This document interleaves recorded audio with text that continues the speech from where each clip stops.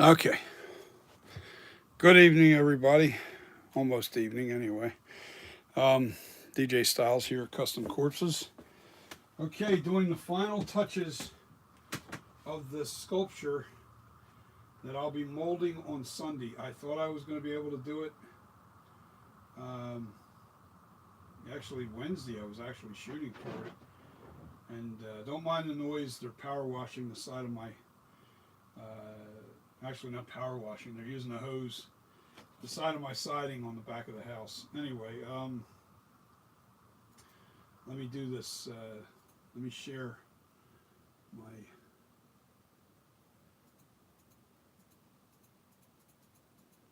Hold on. Gotta go to YouTube. Don't want no noise. All right, let me go to my channel. Go to my live stream. And then I want to share my link to Facebook. Now today I'm just smoothing everything out, and I'll show you that process. And I'm copying this link. Hold on. Copy. And I need to go to Facebook. Thought my Facebook would be up. Hold on. Oh, there. No, it's not there. Huh. Not on my page.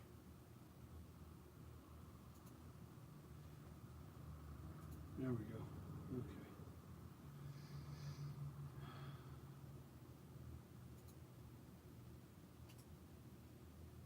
Okay. Paste.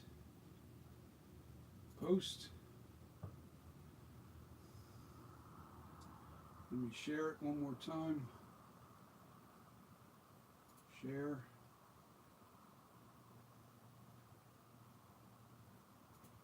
Friends.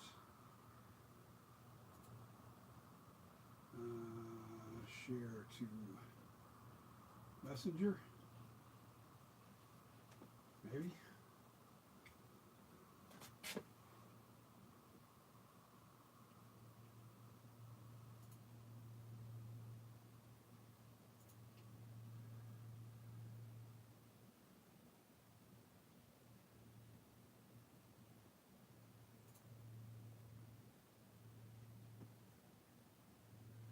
Letting the audience build up, I guess, a little bit.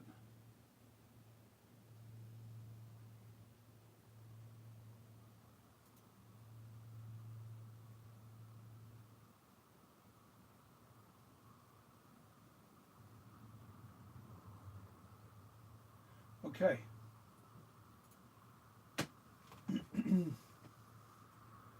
All right, let me go back to my, oops.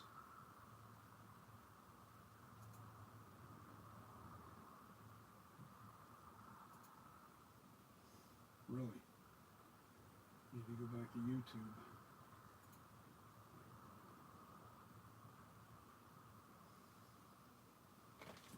Come on, what the heck?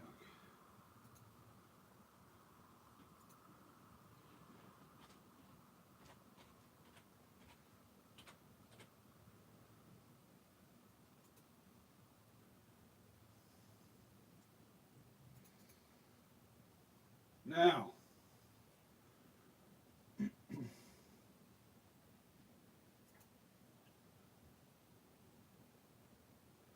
all right, there we go. Now I can sit and chat with you guys as I'm doing this. Give me a second. Gotta get into the seat.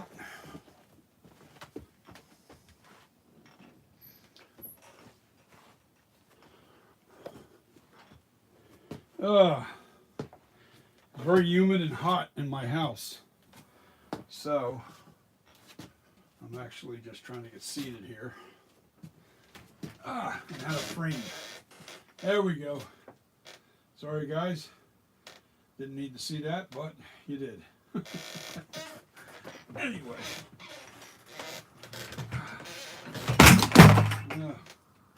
My buckets fell over. Oh well. Okay, glasses off. All right. Now, first off, I want to thank Nick Mulpagano for the constructive criticism, because I'm no expert at this, and he's done this mask a million times over and over again. And I reached out to him to see what he thought of the sculpture. And let me try to face this to you so you guys can see what I've done to this. And Nick, if you're on with me right now, you know, you can do a shout out. I don't mind anything you say publicly. I don't care about that, because I like Nick Mulpagano's work. I really do. I love his work, and I think he's one of the, well, if not the best out there as far as Michael Myers goes. You know, now that I've actually really done a lot of research on different people doing the masks, he's up there in the top 3, I think. You know, I think there's so few of guys out there that are that good that you know, I love his work. I do. And he does it the old school way, you know, just like I'm doing here. You know, you're going off of pictures. You're not using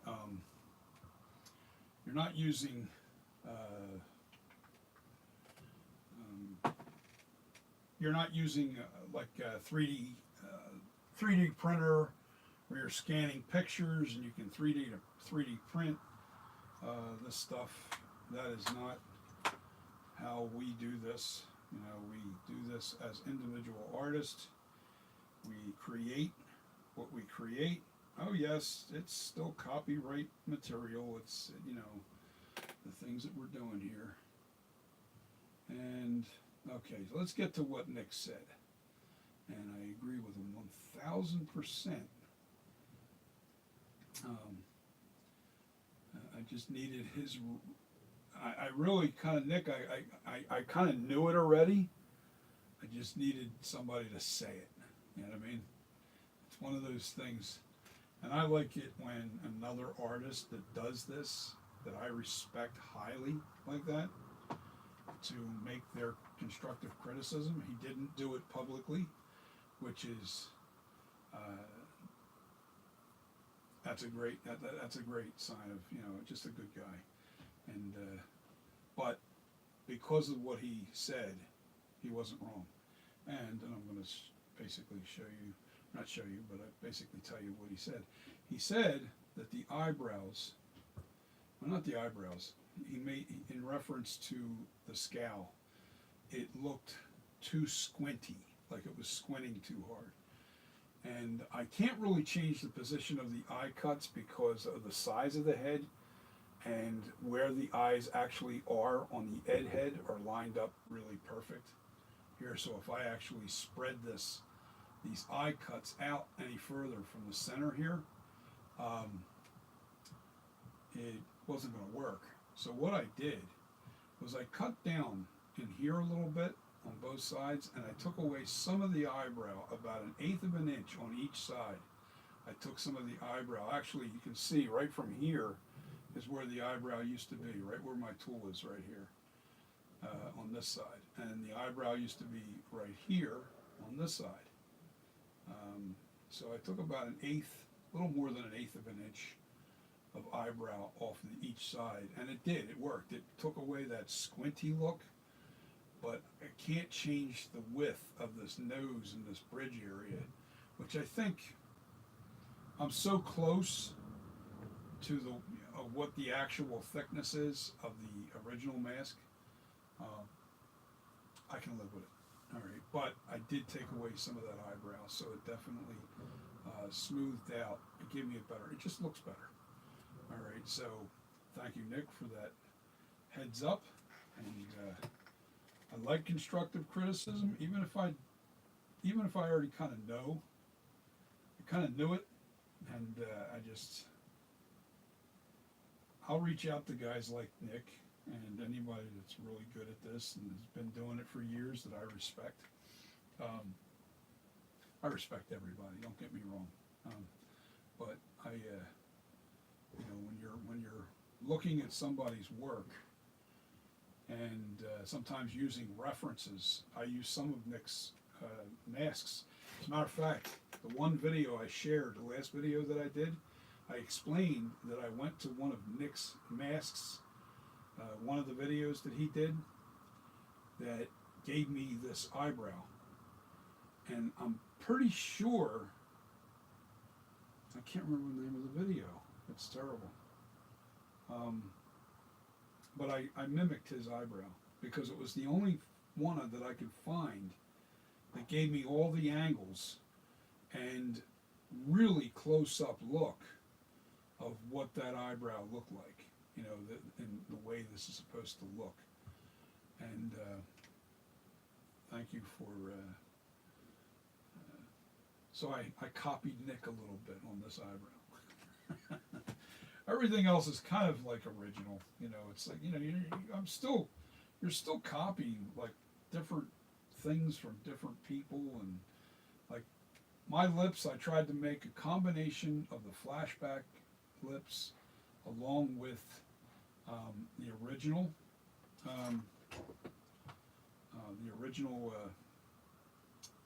I'll show you. I got the pictures right here. See, I didn't want these lips. I wasn't trying to make a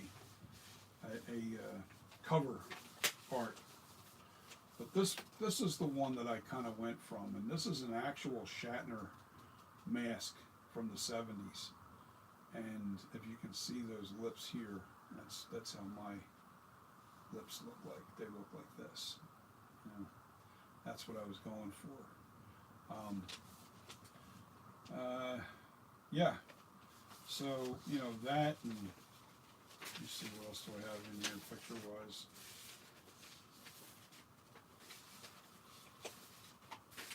Yeah, I couldn't find any real good pictures to get this, to get the full angles of this eyebrow, the way it looked right. You know, it just didn't look quite right.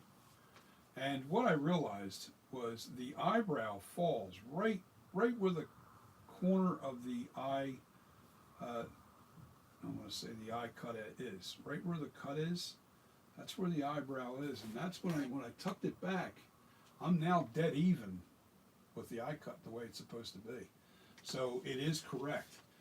Me putting that eyebrow all the way out here put that eyebrow right into almost the crevice of the nose. And that gave it a squinty look. It definitely made it look squinty. I corrected it as much as I could. I did take out some of I flattened it out in here a little bit. I also rounded this a little bit in here. It wasn't so sharp like it was. But I was planning on doing that anyway because it wasn't quite right. I mean, all these little tiny imperfections. We're trying to make a good rendition of a Michael Myers mask, but we all have differences in our masks. We're not all the same. And when you get a mask from an independent artist, you're getting art. You're not getting just a mask. You're getting somebody that put a lot of time, effort, and work into their sculpture. And look the way this is eating at me. It looks like a little bulge there. I'm going to round that out. There you go. I dropped my lighting down a little bit so I can get a better look into the crevices and stuff. And I took away some of that ripple in here so it wasn't so protruding. It looked a little too much squint. So I took some of the squinty look out of the mask. The distance is still sticking out pretty far, and it still gives you the right look with the eye cuts because I bumped out these eye cuts underneath on both sides, and now the shape, the contour is correct. It looked like it was flat and then went in too far. You know, my original sculpt, it made the eye cuts look too flat on the face. Also, what I did with this sculpture is I cut this area way back, the chin, the lips, everything. I kind of just kept taking this back because the chin was literally I mean, it was that much further out than what it used to be. You know, it was a lot further out, and it just didn't look right. And what I also noticed by doing this with these eye cuts, going back to the eye cuts, by doing this, it gives it the right distance above the eye cuts. All right, so you have your bottom cut and your overhang cut, and you want that cut above, overhanging, because that's what gives you all the shadowing, and that's what gives you the natural shadows that this mask actually gives. And yeah, I see a little problem here. It looks like it's, I'm going to have to,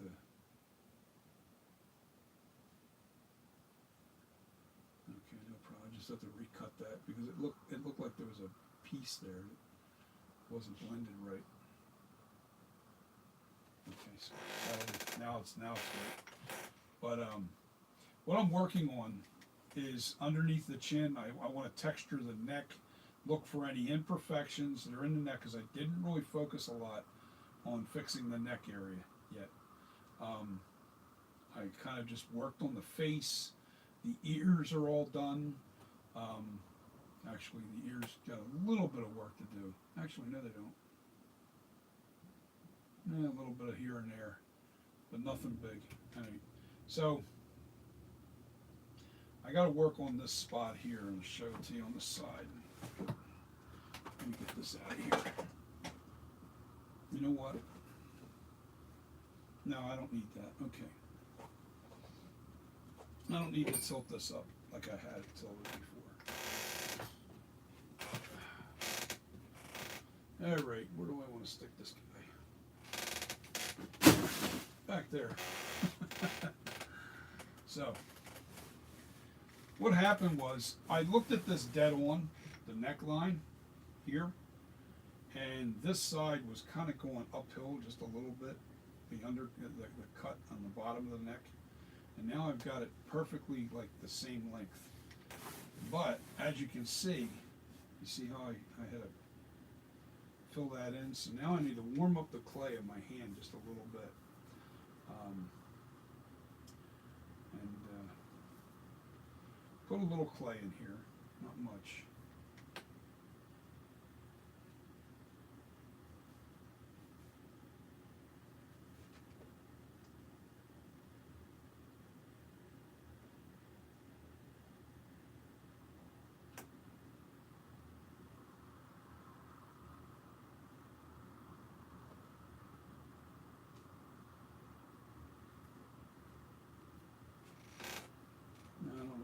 Do too much of that. All right, so what I've got is my tool here,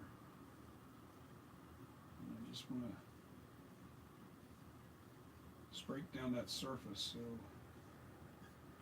it blends back in, but it looks like I got to put a little clay right on that spot.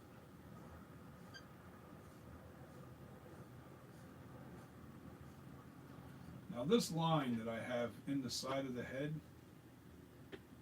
let me show you guys a little trick. All right. That I use. I don't know if anybody else is using this kind of trick, but I use it.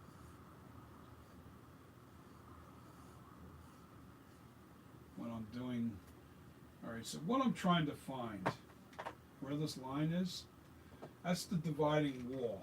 That's the two, there's another one that goes right up dead center of the head, and then it goes back behind the ear and then down the side of the neck. Now what I have to find is the high spot here for the dividing wall.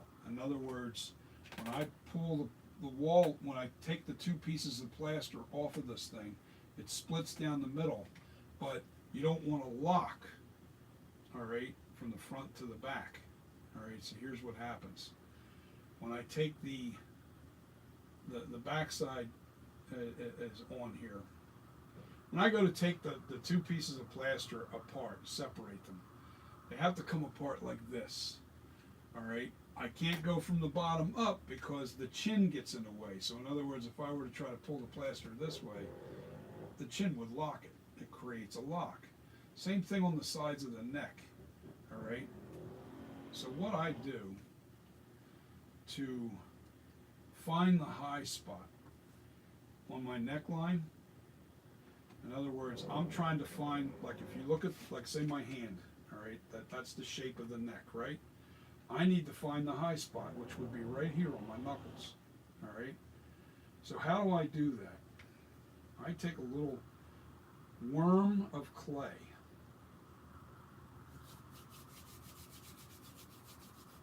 And I roll it out, and I have a general idea of where that high spot is, all right? And I make it fairly long. What the heck is that? I don't need it real long, because I already kind of know that it falls right in this area right here. All right. So what I do is I make a worm of clay like this, and I stick it. Just stick it to the neck. All right. And then I look down. I look down onto that, and I see where that peak is. And wherever that peak is, I make a mark on the neck. Then I take that piece off of there and I move it down a little bit. And wherever the peak is, I make another mark. All right. Then same thing. I just go all the way down. You know, that's what you have to do for the vertical. All right.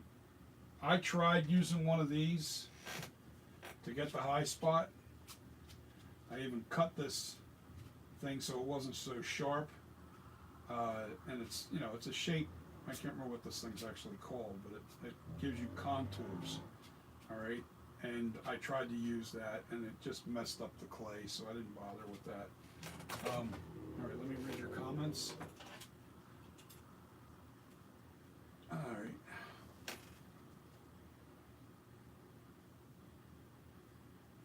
How to tint latex? Well,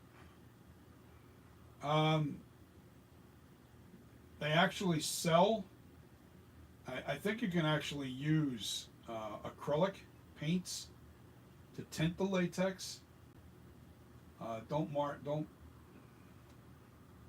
Now I didn't mold it yet. I got kind of caught up with some work that had to be done here at the house. London Moore, I'm here. Yes, sir. Oh, I got 6 people on.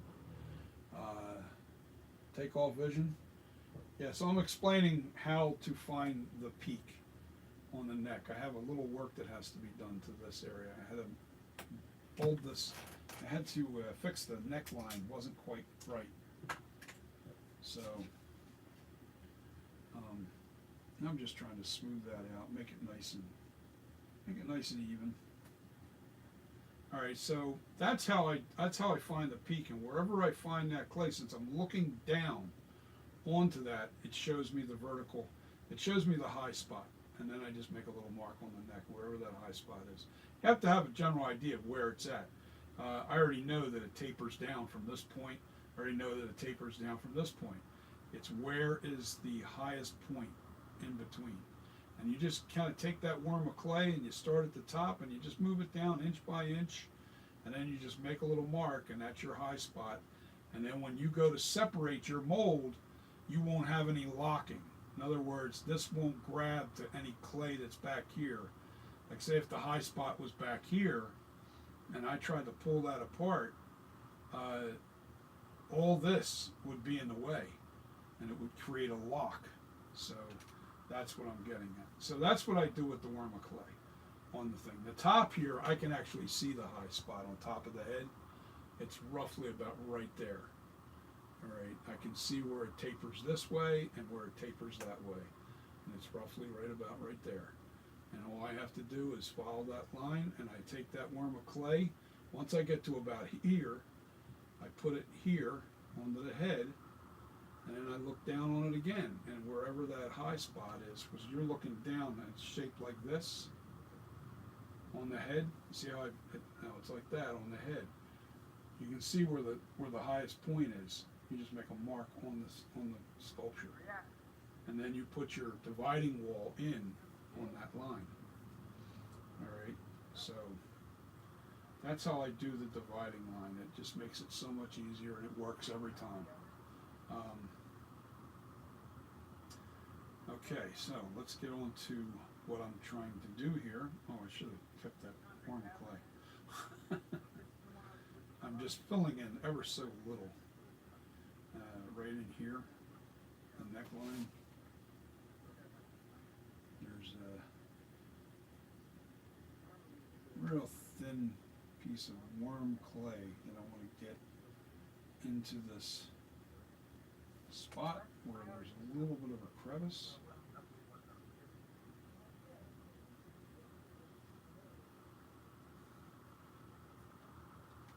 And I've got some people on the outside doing some yapping as I'm doing this. We still got that concrete pad got to be done. And it's just, I got to text my nephew to find out when they're going to come out and do that.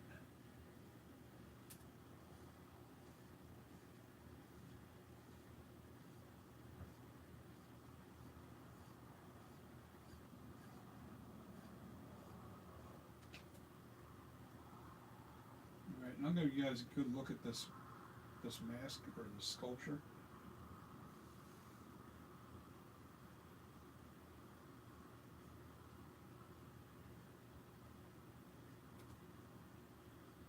Trying to make it nice and just a nice job, Now my masks are not going to go all the way down to this bottom line. I'll probably be making my cut up in this area here, just about a quarter inch higher is where my cut usually is, from the very bottom of the mask.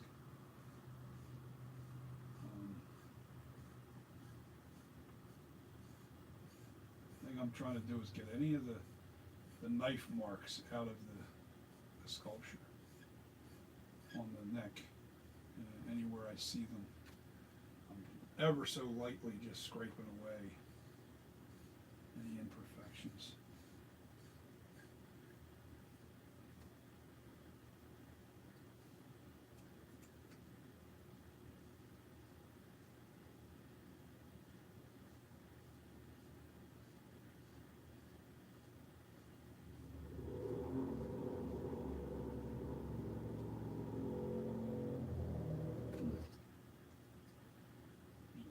Right here, it looks like there's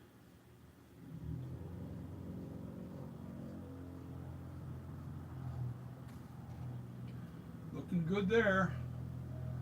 There's a bulge in the back of the head right there.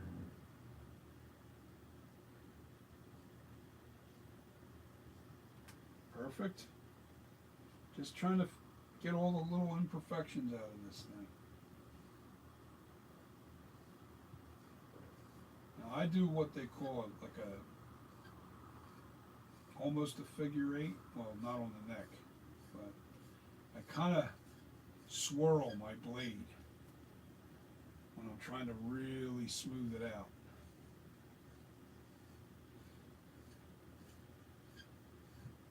And I really don't put any pressure on this. Although the reason why I don't have to put a lot of pressure on is this particular brand. It's Temper Tools. It's a very good sharp. They're very sharp, these blades on here. And they, just the slightest little bit of pressure, man, really cuts into that clay. So, with that being said, you're only putting the weight of your finger pushing down on that just so light. See how it's like literally flaking up on the blade? And I'm only taking away carving marks from the tool. That's all I'm taking away from it. So I'm going to turn this thing around so you guys can once again see what I was saying. And I think Nick Mulpagano might be with us. Say hello, Nick. There's a lot of guys on here that I talk to you about. About you all the time. They're all fan of yours, and I always send guys to you. I do. I always send people over to you. So a lot of these guys love your work as well as I do. and I learned, I pretty much learned the whole process with, I mean, I learned the molding process a little bit differently. I didn't use Nick's, he uses, at least I guess, he uses a plastic mold. Correct me, Nick, if I'm wrong. But I don't do the plastic, I just stick with plaster. I don't really do plastic master copies. Maybe I should learn how to do it at some point. But right now I'm okay with just doing this.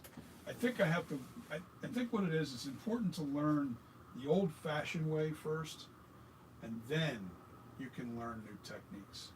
You know, get the old-fashioned way done, you know, learn that first, and then, you know, move on forward.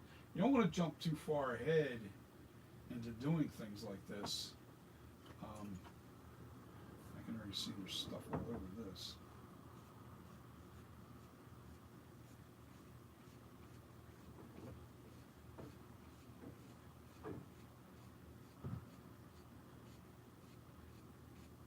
I really don't want that back in my mix. That's the old stone. There was some white stone on the bottom there.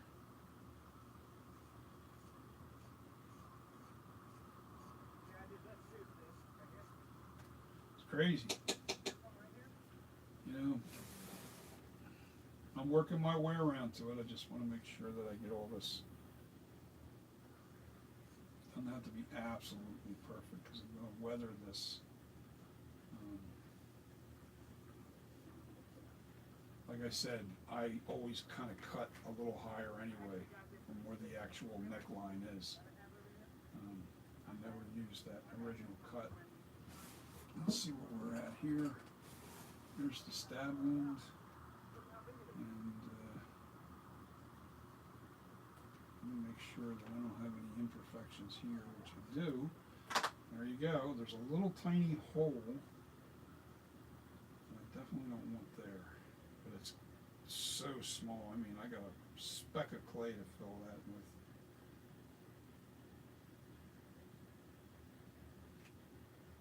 Little tiny hole right there.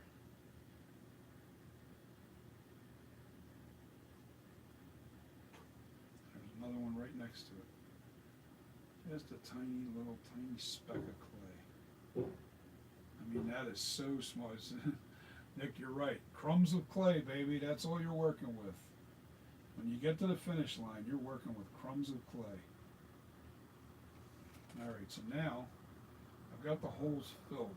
So all I want to do is just kind of go over it and smooth it. Take away any of the excess that was there. Perfect.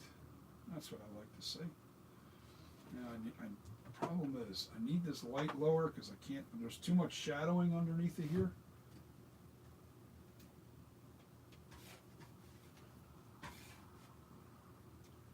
All right, now that's better. Now I can actually see the imperfections underneath it here.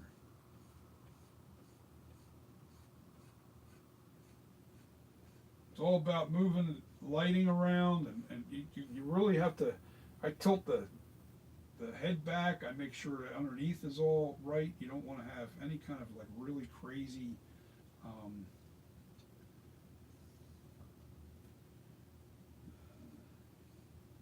yeah, I'm gonna mold this Sunday, guys.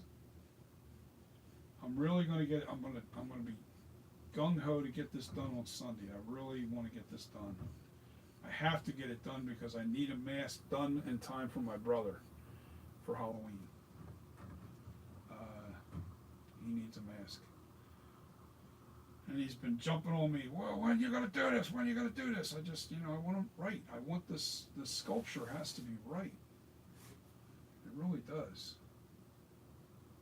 You know, I'm in not any rush. I'm not trying to, I don't make a living doing this, you know, and you know, and I don't want to take away from people that do make a living doing this. That is not my objective either, you know, so, you know, this is just kind of for fun, And if I can make a few extra bucks here and there, that's all good. But I also don't undercut people that do this for a living. In other words, if now Nick's a little bit out of our league when it comes to that, because his masks go for quite a bit of money. I'm not talking about that. I'm talking about guys that sell their masks for like, anywhere from $200 to $250 or something like that. I'm in that realm because I'm not an expert. I haven't been doing this for years and years and years, and I haven't learned. I mean, yeah, okay, it's nice. Some people might be willing to spend a lot more, but I think I'm going to try and keep mine somewhat affordable. If it blows up, then it's like I said, you raise your prices accordingly, based on whether you can keep up with the production. If you're selling masks that much, then yeah, I guess you can jump your prices up. But if you're not, and right now this market's really bad. Everything's bad right now, so people are hurting. Money's tight, But collectors, they seem like they're getting it no matter what. I get it. What am I seeing here? I'm seeing something here that I don't like, and I can't figure out why. I can't put my finger on it. I think I just figured it out. Maybe not. I don't know. That looks okay. I know I have to fix this. I just smoothed over that a little bit too much.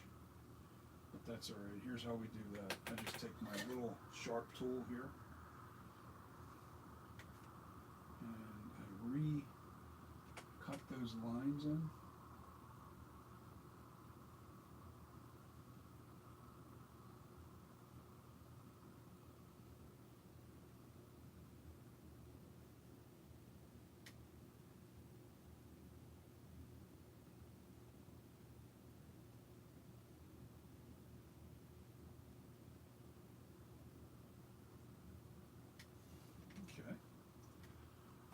Little plastic tip back on. Oh, I'm messy. I have a lot of mess in this room because I'm out of room in here. I am somewhat organized though, even though it looks atrocious because there's just so much stuff everywhere. But I pretty much know where everything is. The problem is I don't have any room, and I have to empty out these shelves that are over here to my left, and then I'll be able to really start sculpting the way I want to sculpt. Alright, so I have this little tiny sharp tool that I use that I kind of dig out into the cuts that I just put in.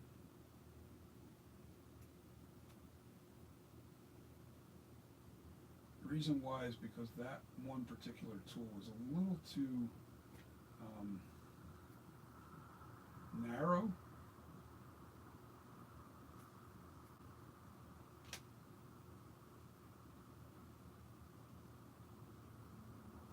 Okay, that works for me. Now I take my naphtha, my stiff brush that has melted clay all over it, soak it in my can, swash it around,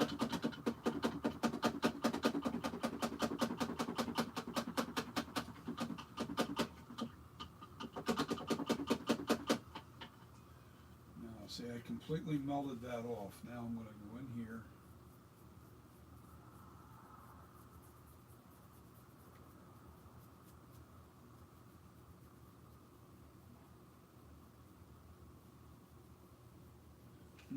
you know what I just realized?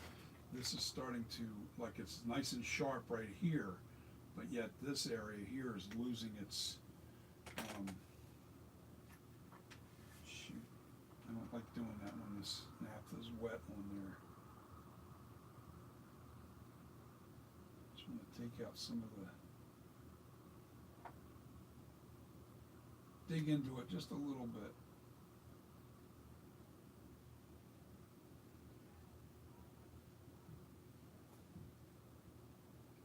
Know what I mean?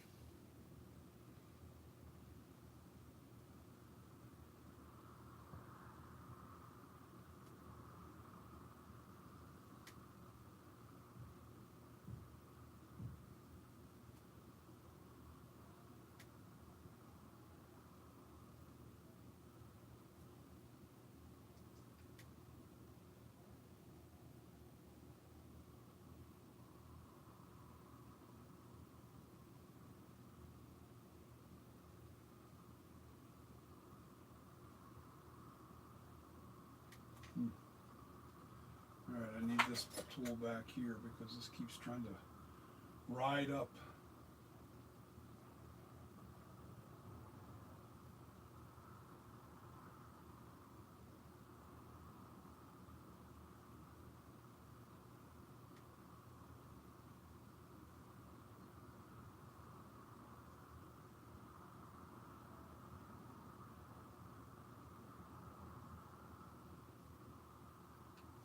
Okay, it looks a little better. The other side I don't have to mess with. It looks good the way it is. Alright, so I'm just trying to get rid of this. Now I'll take that tool and go into those lines and just clean them up a little bit. Take any excess clay that's sitting on the surface. Clean it up. I still have to put the lines across the forehead. I can already see my old lines, but because I changed the depth of the forehead is sticking out a little further, I had to bury those lines. So I'm going to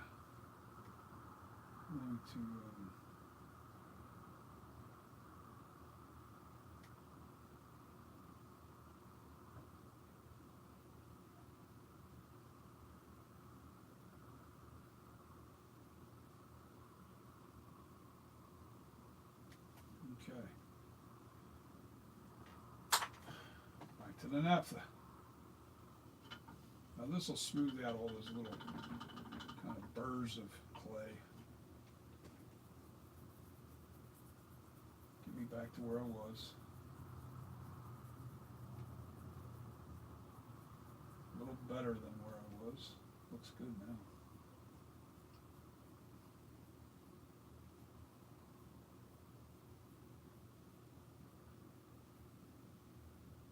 Now in here where the eye socket is, where you see how you can see the paintbrush marks, I take, while that's wet, I just take this and I just touch it real light, just to take those, not hard. You want to make sure you touch it light. You're only putting a little texture. You want to get those brush marks out is all you're trying to do. You're not pressing hard. You don't want big clumps of clay all over your texture.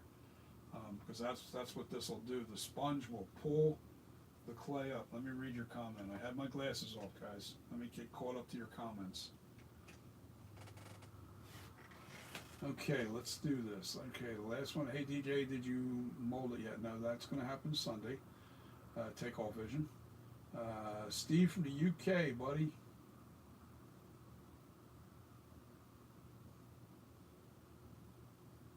Use a ruler to find peak on head. Well, I get what you're saying. You're saying one of these tape measures right here. Yeah, I can always find that, but this sculpture is way bigger than the average sculpture, and it's because my brother is 6'6", and he needs a large mask. My mask, his mask that I make for him is when the latex is all done and it's shrunk, it's literally 27 inches, 27 and a half inches in diameter around the eye, the top of the scowl, around the top of the ears, and then to the furthest point to the back of the head. That's how I measure the circumference of the head. And his is this, I'm going to tell you right now, because this shrinks up to about 27 and a half. I'll tell you how big this sculpture is right now. You guys are going to freak when you see how big this is. You're not going to believe how big this sculpture is. So we're going to go this way with it. And I know where that's at. It's roughly right about there.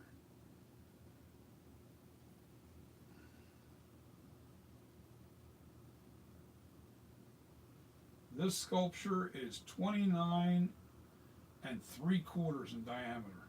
29 3/4, almost 30 inches in diameter. It comes right to here. See, this is the underneath part here. It's actually 29 and a half inches. I'll say 29 and a half inches is the circumference of this sculpture. And that's massive. That's bigger than the average. But that's because I have a brother that's a big boy. And I don't mean fat, he's just a real tall dude. You guys saw him. I had to make a mask that fit him. And so the master mold, that'll shrink down if it's 29 and a half. Yeah, 27 and a half inches. It shrinks 2 inches when you make the mask. And I do a thick pull for him because the thicker the mask, the more it shrinks. If you make a real thin cast mask where it's real thin, it won't shrink as much. But a thicker cast mask will shrink up a lot more. And I like to I like to shrink up a lot more. So what I'll end up doing is once I make a master copy out of latex that's 2 inches smaller, in other words, a master copy that's 27 and a half inch mask, I foam fill that, and then I make another mold over that, and that'll bring it down to 25 and a half inches. So you get what I'm saying? 27, 26, 25. So it's 25 and a half inches would be the small mask that I make. And believe it or not, the new Halloween Ends from Trick or Treat Studios is either, I think it's a 25 and a half inch mask. Yeah, I have it. It's right above here. As a matter of fact, I'll just pop it off of here. This mask is a 25 and a half inch mask. I have a Trick or Treat Studios Halloween Ends. I'm going to overhaul this. This is going to look amazing when this is done. And this is going to be my own personal copy. Once I overhaul this, it'll be like a little advertisement for any of you guys that want me to do your overhaul, or you can go out to guys like Nick Malpagano if he even actually has the time. I think the guy is so swamped with work. I'll be doing overhauls too, but I'm not purchasing the mask or any of that stuff. You guys will have to buy your mask, send it to me, and you'll get exactly what I reproduce with this mask. This mask will be the advertising piece. I will not sell this mask. This will be my own personal copy.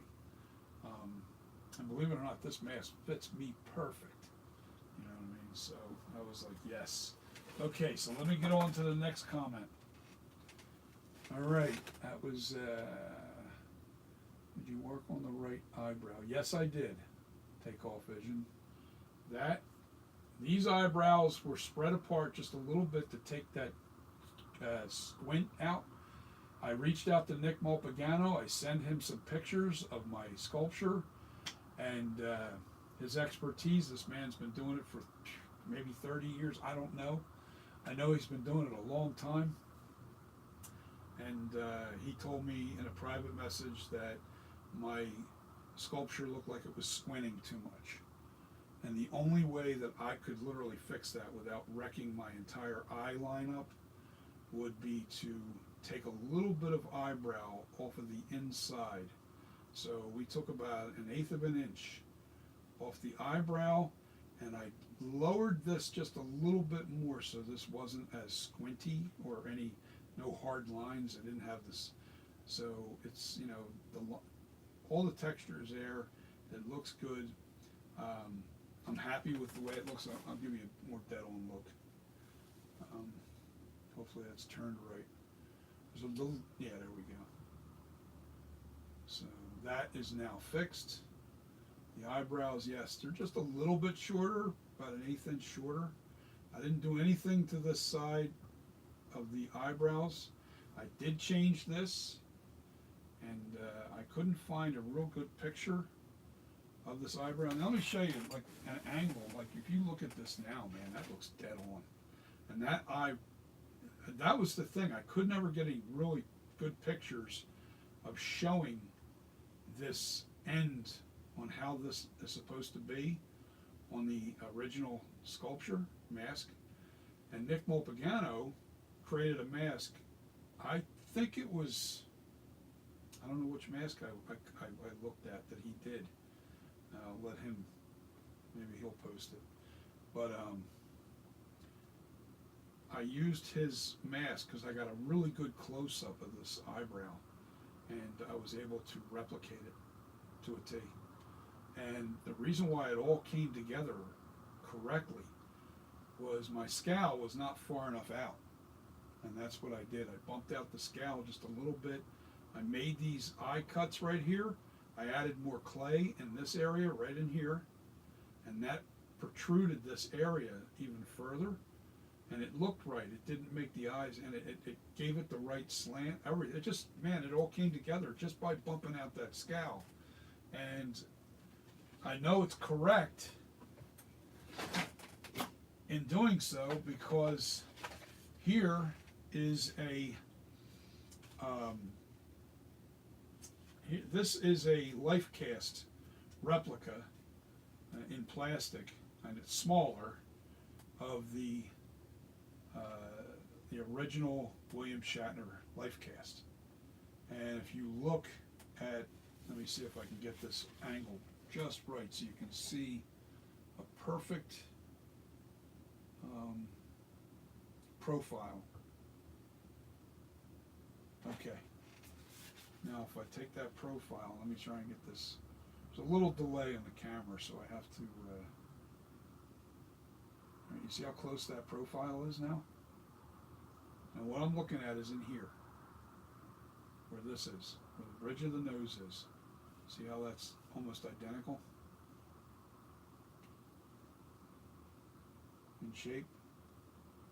And you see how the eye cuts come out and then back into the bridge of the nose.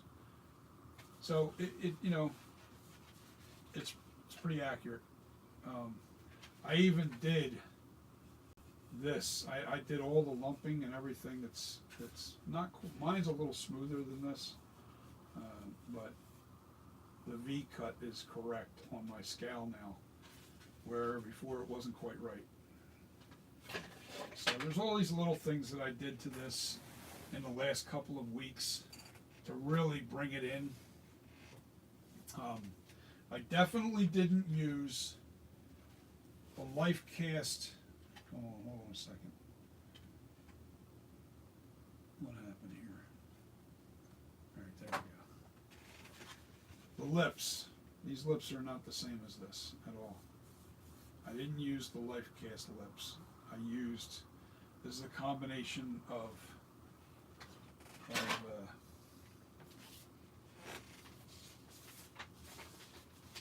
it's a combination of this mask here. All right, can you see that? Alongside of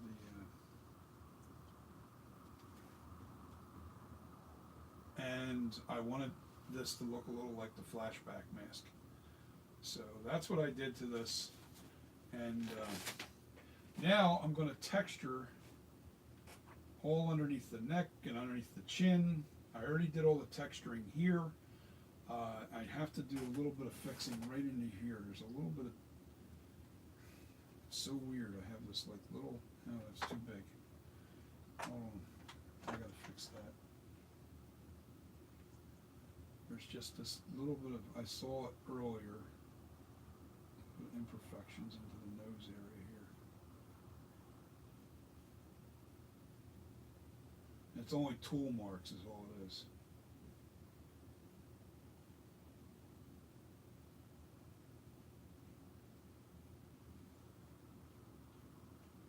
That looks good. Okay. You really can't see it on camera, but I can see it here up close. So what I need to do is I need to take a little bit of naphtha. Now what I'll do is I'll just wet this a little bit. I'm not going to rub too much. I'm just going to wet it. All right. Let it sit for about 10, 15 seconds, maybe 20 seconds.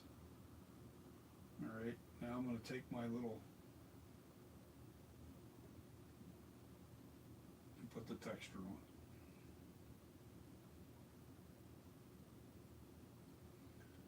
You want the texture because that's what helps you grab paint. When you're painting your mask, especially underneath the nose area, because it's dark. You know, that gets the darker paint underneath the flesh tone and the black or whatever it was. You know, you want to make sure that those areas are textured pretty good. And I have to go underneath this chin area real good. And I'll wait it, I'll let it sit for a few minutes.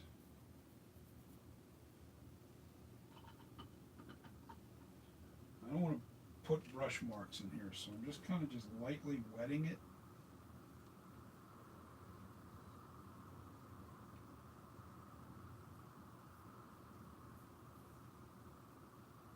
Not really trying to put a lot of brush marks in.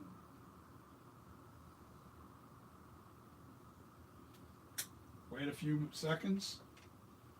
Okay, let's read while I'm waiting.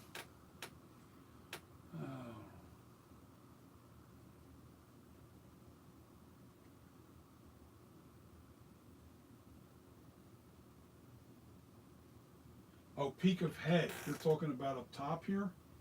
To find the peak is, you know, I can eye the very top of the head. I can see where the peak is. It's when you get onto the angles, when you're looking on this side, you know, finding that peak is a little bit more difficult.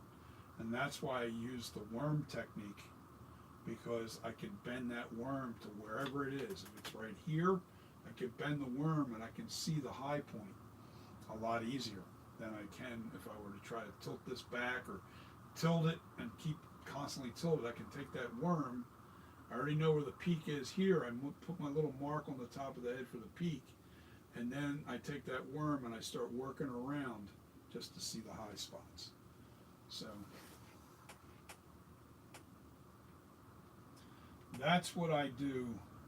That's just my method. I don't know if it's right, I don't know if it's wrong, but it does work. It's just not somebody else's method. Way too much texture under there. What happened there? I pushed too hard. Lesson to be learned. Wow, that's really soft under there for some reason.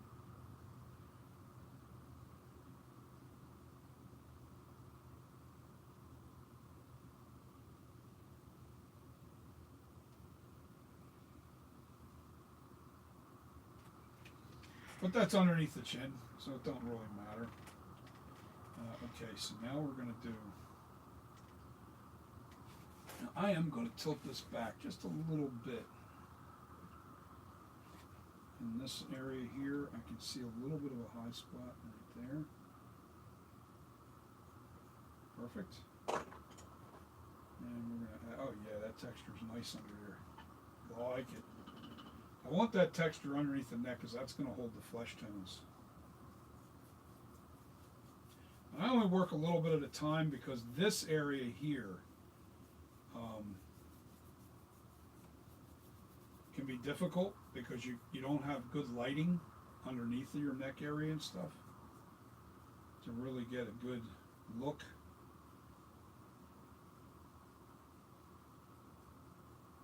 Of what you're dealing with.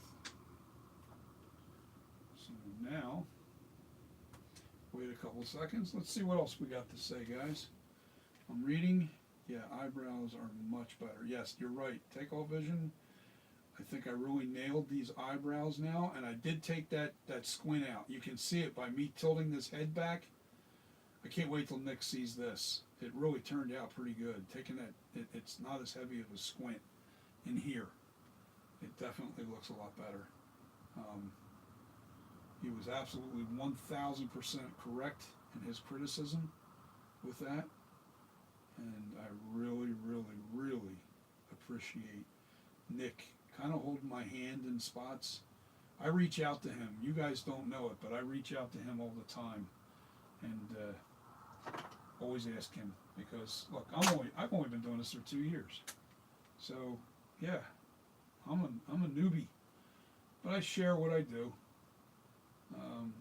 I try not to share what other people do, and if I do, I definitely give them credit because I don't try to steal somebody's work and then say it's mine. There's just no point to that. You know, that's not the kind of person I am. You know, I always give credit where credit is due. And, well, getting back to the mold, I learned how to make molds from Alan Hops. That's who actually taught me how to make a mold. I mean, he didn't physically teach me, but watching his videos, I learned. Um, he makes monster masks. He doesn't do copyright stuff. He makes individual, original stuff. He doesn't like doing copyright material. He does monsters, werewolves, zombies, scarecrows, you know, and literally original monsters that he'll create. And I love his work. He's very clever, Alan Hops. He's ingenuity is unbelievable, off the charts. You know, he creates his own versions of everything. Like, you know, there's you're making things, right?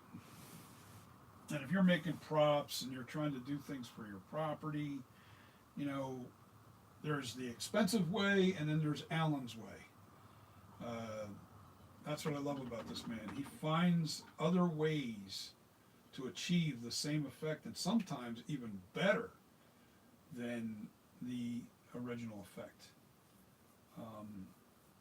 He'll create something that just works a lot better and looks a lot better and much more cost effective. So I find him extremely entertaining and really an awesome guy. Really an awesome guy. I support him. I'm on his Patreon list because I've learned so much. I'm not doing this just for mask business. I'm not just doing this to become a Michael Myers mask maker. That's not my point. It's just my favorite guy, my favorite slasher killer, and it would happen to be the one I wanted to do first. So I took on this, and looking back, I think I should have gotten a little bit more experience before I started this. I think I should have done something else before I did this, because I think I needed to learn more before I tackled Michael Myers. That's why I have done so many retools, because I'm learning. And as a matter of fact, I did relief carving, but my forte in art has always been sceneries and seascapes and stuff like that. And I did some whittling, like I did an eagle, I did a shark, I did, like, you know, a couple different things that I've done with whittling, ducks, but not, you know, not great work. It was okay work because I never really whittled before, and I tried it and I liked it. Relaxed me big time because I was very high strung when I was a young man.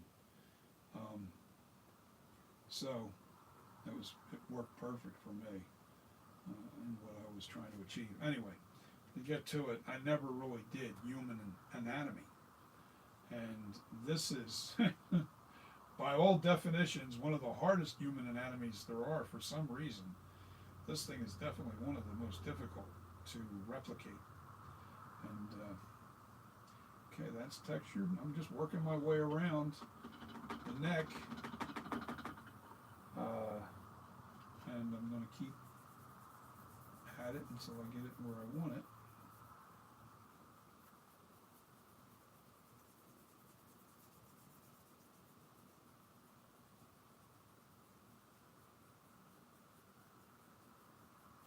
Yeah, so am I an expert? No. If you like my work, great, you know what I mean? But I will never claim to be the guy that has all the answers by far. I can help you with what I do know. I can't help you with things I don't know, and I'm not an egocentric kind of guy. Never have been. You don't learn with a big ego. You listen to people. Listen to what they say. Pay attention. You learn more keeping your mouth shut than you ever do when you just rattle and talk. And here I am talking like crazy, but I'm being honest, straightforward. you learn a lot more with your mouth shut and your eyes open and your ears open than you do by trying to be a know-it-all. Because one of those days, that know-it-all attitude will definitely catch up to you, and you're going to be stuck in a position where you don't have the answers, and they're going to be depending on you. And it'll cost you. It'll cost you. Always does. You know, when there's a piece of something here that's driving me crazy. Let me just use this. Oh, I know what it is. There we go. I don't over texture. I just want a little bit of texture on there. I don't want to go crazy because I learned something with the texturing. If you over texture, you could end up with, you know, it just doesn't look real nice when your product's finished. Michael Myers is not a real rough surface. It would be for maybe the ends, the kills, the 2018. Yes, the texture's a little bit rougher, but the original mask is a smoother surface. Yeah, that's my logo, in case you're new. This is the name of the mask, NightCreeper 78. This is my logo that's embedded into all my masks. It'll be custom corpses. The O's in custom and corpses are monster eyes. It's a cool logo. Somebody came up with that. It was doing my work.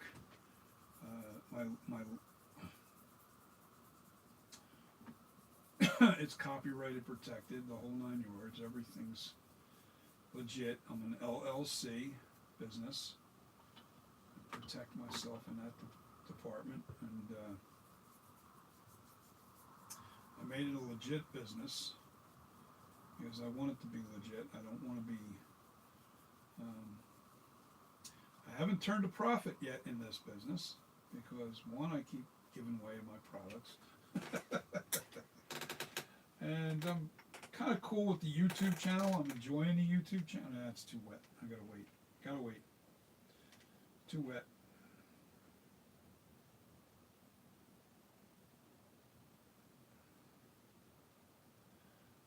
But I've been growing the YouTube channel, and that's what I've been kind of doing. Let's see, we got 4 watching. No, I'm not changing that chin. It's on the money now. I can't lower the chin or raise the chin, and I'm going to show you why at this point, because I'll tell you what the problem is. The lip line is not quite low enough. That is where the issue is, and I am not rearranging that whole entire mouth. It's just too much work for the tiny little bit that it might be off. I mean, you're talking such a small amount that I'm not worried about it. Takeoff vision. And I'm not saying you're wrong. You are right. But the other thing you have to look at too is everybody's mask is just a little bit different than somebody else's. Nobody has the mask that ends all masks because it becomes an opinion thing. You know, you like this versus somebody else liking that. You know, it's you know, everybody's got their thing. You know, so I'm not against what you're saying. Please don't take it that way. I just think that I have got to get this done. I can't keep playing around with this. This has got to be finished, and I cannot keep going. I have to get this mask produced for my brother, for one. He needs it because he does Michael Myers in a haunt, and this has to be done. I have to get this finished.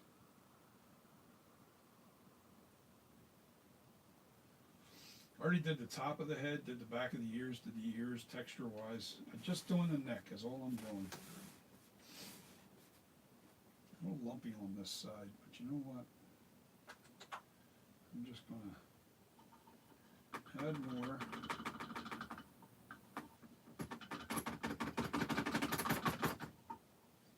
Shake it, baby, shake it. Yeah, I'm not saying you're wrong, Takeoff Vision. That's not my point of view. You've been very accurate with your eyes on this project so far. And I have taken your corrective criticism and have used it and have done some things, but some things I can't do without rearranging this whole thing again, and I am not doing that. I'm just done. The changes would be so small that it's not worth all the work. You know, for me it isn't. I'm just gotta move forward here.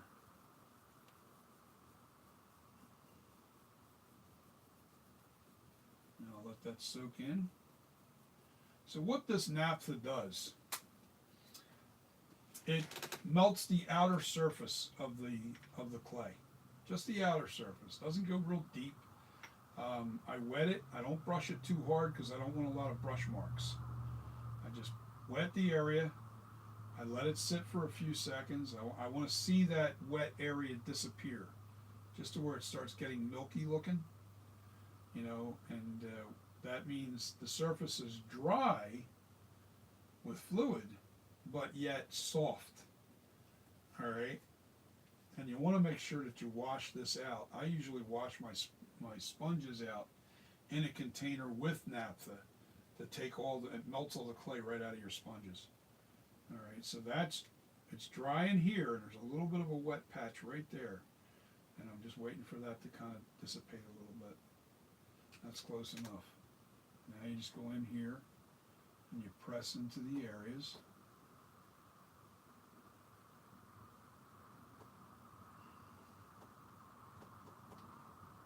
And believe it or not, when you texture this, it literally hides all the little tool marks and everything. You don't see any of that once the texture's in place.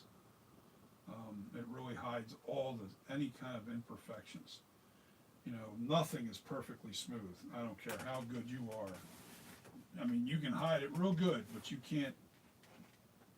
Like, I can see some little imperfections in here, but they're so small. I'm not going to change them. There's no point to it. I've seen some masks that absolutely are so lumpy in areas. I was like, oh my God, that looks bad. You know, but if you texture it right, it hides those imperfections.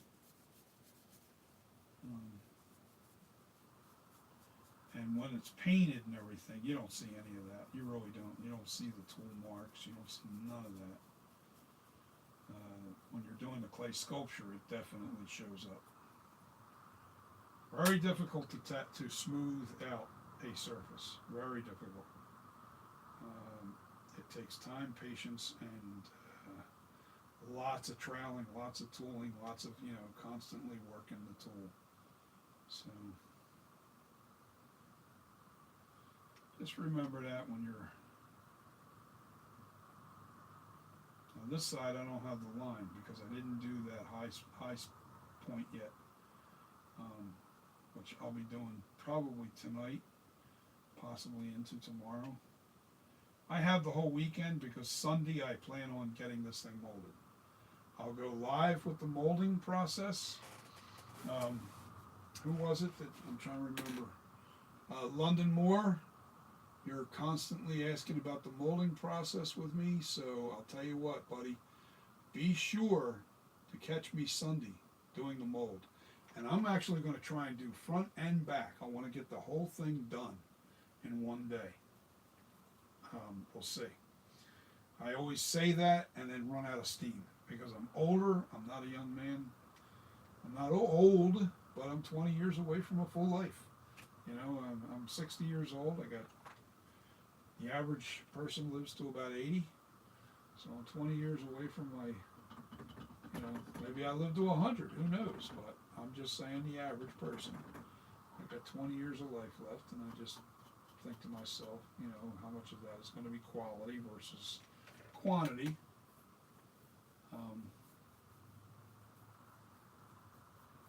So my point is, what was my point? See, got a senior moment right there. Forgot what I was talking about. Yeah, oh yeah, doing the mold, doing it all at once. Don't be disappointed if I say, yeah, I'm going to do this whole thing, and then only do half of it. Because I can only do what I can do. I just get tired out. So we'll see. We will try to get the whole process done in one shot because I really want this thing finished. I really want it finished. Yeah, I can't see any tool marks now just by doing that texturing. That neck is done.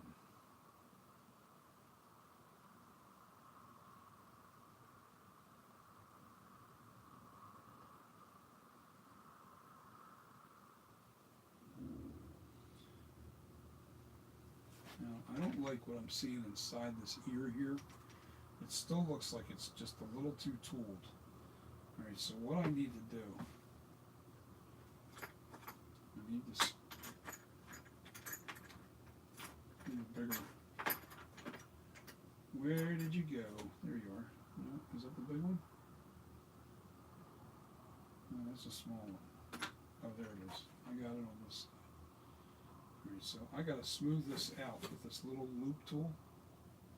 Alright, I'm gonna put this naphtha down. And so you can see it. You see all the little lumps in here and stuff? I just want to take them out.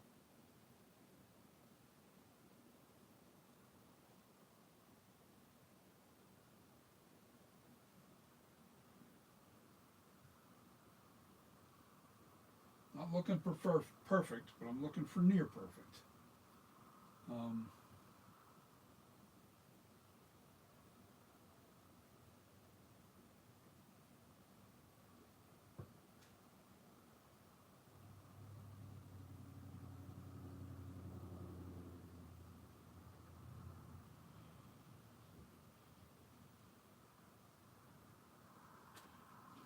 Looks a little better.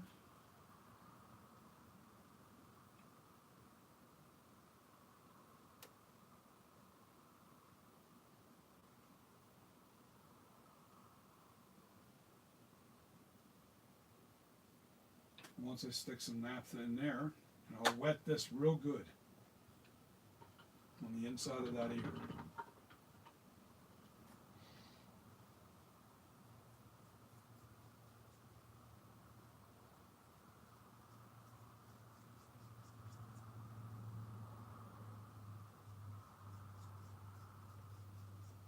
That already looks better there.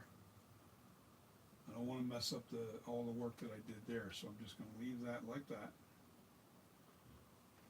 30, 40 seconds. Let me read a couple more comments, guys.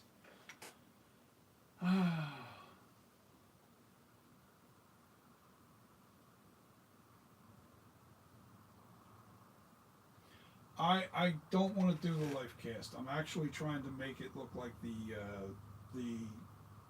flashback mask. That's the actual lip line that I'm looking to do.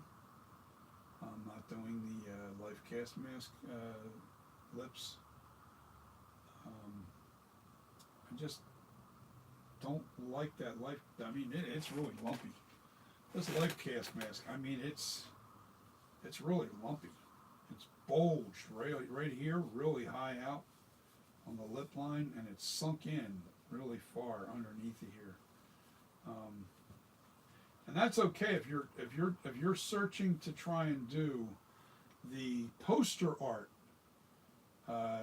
Would be the mouth I would do. And here's my issue.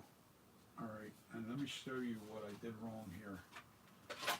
I'm not saying you're wrong. You're not wrong in what you're saying. That is not what my issue is. All right. My issue is I'd have to literally drop this lip down about to here. All right. I mean, the center of this right here. I mean, I don't know if you can see. I'm hoping you can see this tool. All right. Right here, right where the lips come together. Right here needs to be about down to here. All right. I am not going to rearrange this entire jawline for that little bit of distance. And here's the issue. From the top of the nose to the top of this bridge, right here where this little crevice should be, that should be down about here. right where the existing lip line. I know where the problem is. It's just too much work to change this.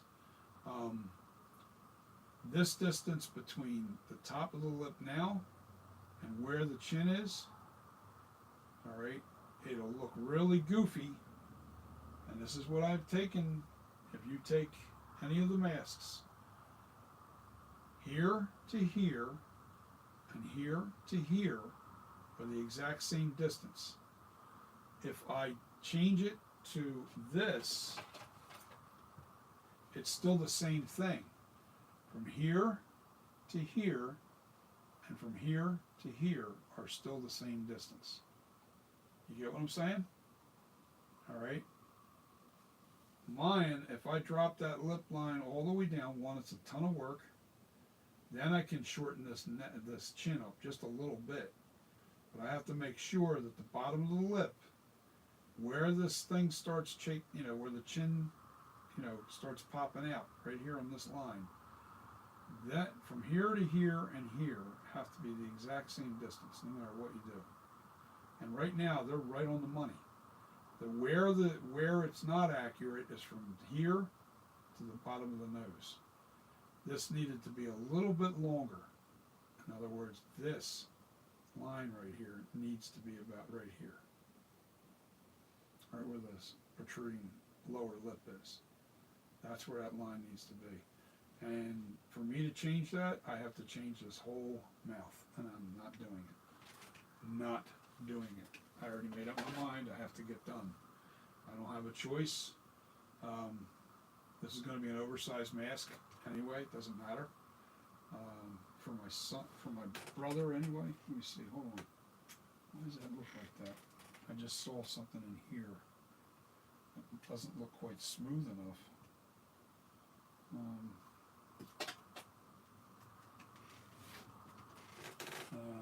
thought you already made your brother. No, this is the casting. I made him. All right. The mask that I made him was from the old sculpture, that not this new one, where the eyebrows are repositioned, the eye cuts are completely different. Everything's just a little bit better on this sculpture. He has his mask, but here's what he did.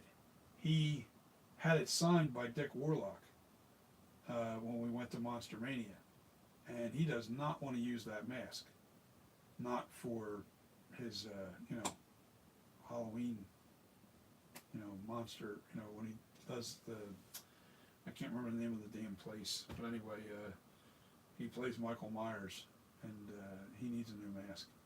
So he'll have an accurate 78 or actually a fairly accurate, I want to say, this looks, I still think this looks a combination look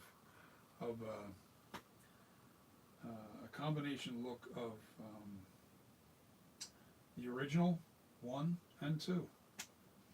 I think you have best of both worlds with this. Now, and this is what I'm going to show to you. I'm going to show you again. This is Gene Roddenberry in this picture right here in the 70s. All right. This is a Captain Kirk mask. Look at those lips carefully. All right. They don't even look like this.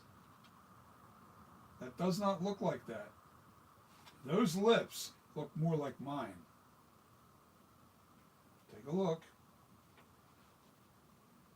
They look more like mine than this. They definitely look more like this than they do this casting. I don't know how accurate this cast here is. I don't really know. I just know that that mask definitely looks. Now, what I'm saying is, as you can see where the mouth is right here? See how the distance is from underneath the nose to all the way down here? That's where I made my mistake, making this too short. But it's off by just, maybe an 1/8 inch. I'm not going to change everything around for an 1/8 inch. I've got it to where it needs to be. I'm happy with it. I'm really happy with it. I don't care. At this point, I've got to move forward. I'm not doing this again. I've done one too many retools, and I'm not doing any more changes. This is it. I've made up my mind. Made an executive decision. And that's the way it's going to stay. So this looks good. All you collectors out there, if you want it, we'll make arrangements. If you don't, that's okay too. You know? Like I said, I'm not trying to get rich off of making these masks. That is not my goal. It's just a piece of artwork. Okay. It might be. I don't know. All I have is the picture to really go off of. I'm not saying that it doesn't look the same. If you look at those lips in that picture versus the ones that I have on this live cast, it doesn't look the same as this live cast. I mean, I have this in 3 dimension. The picture's not in 3 dimensions, so I really can't tell 100% sure. But I guess this mask is all about what it looks like on film. Am I correct? And the picture, to me, is something more that I want to follow than this life cast. Because I'm not sure about this casting of this plastic mask. I'm not really sure if this is actually... Now, I've seen other life casts that look exactly like this. A little bigger. But there was little things that I took from this, like the protruding of the way the shape of the bridge of the eye scowl. That had to be right, and that's one of the reasons why I looked at this and went, oh my God, I'm no wonder I couldn't get it to look right, because the scowl wasn't out far enough. I copied the shape of the nose, almost. This is a little lumpier than the one I did. Mine is smoothed out a little bit more on the nose itself. But then I've seen other masks that everybody's buying like crazy that didn't replicate this nose. Did not replicate this nose. Didn't replicate the life cast nose.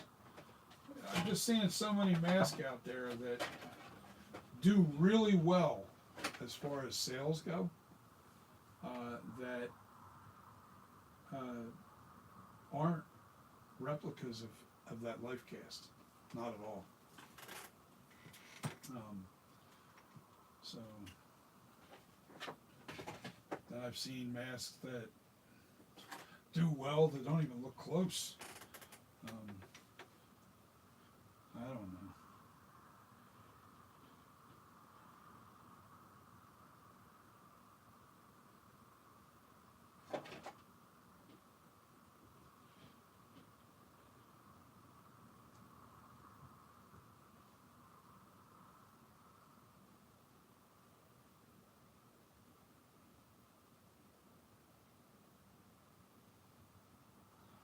Yeah, but this is the final push.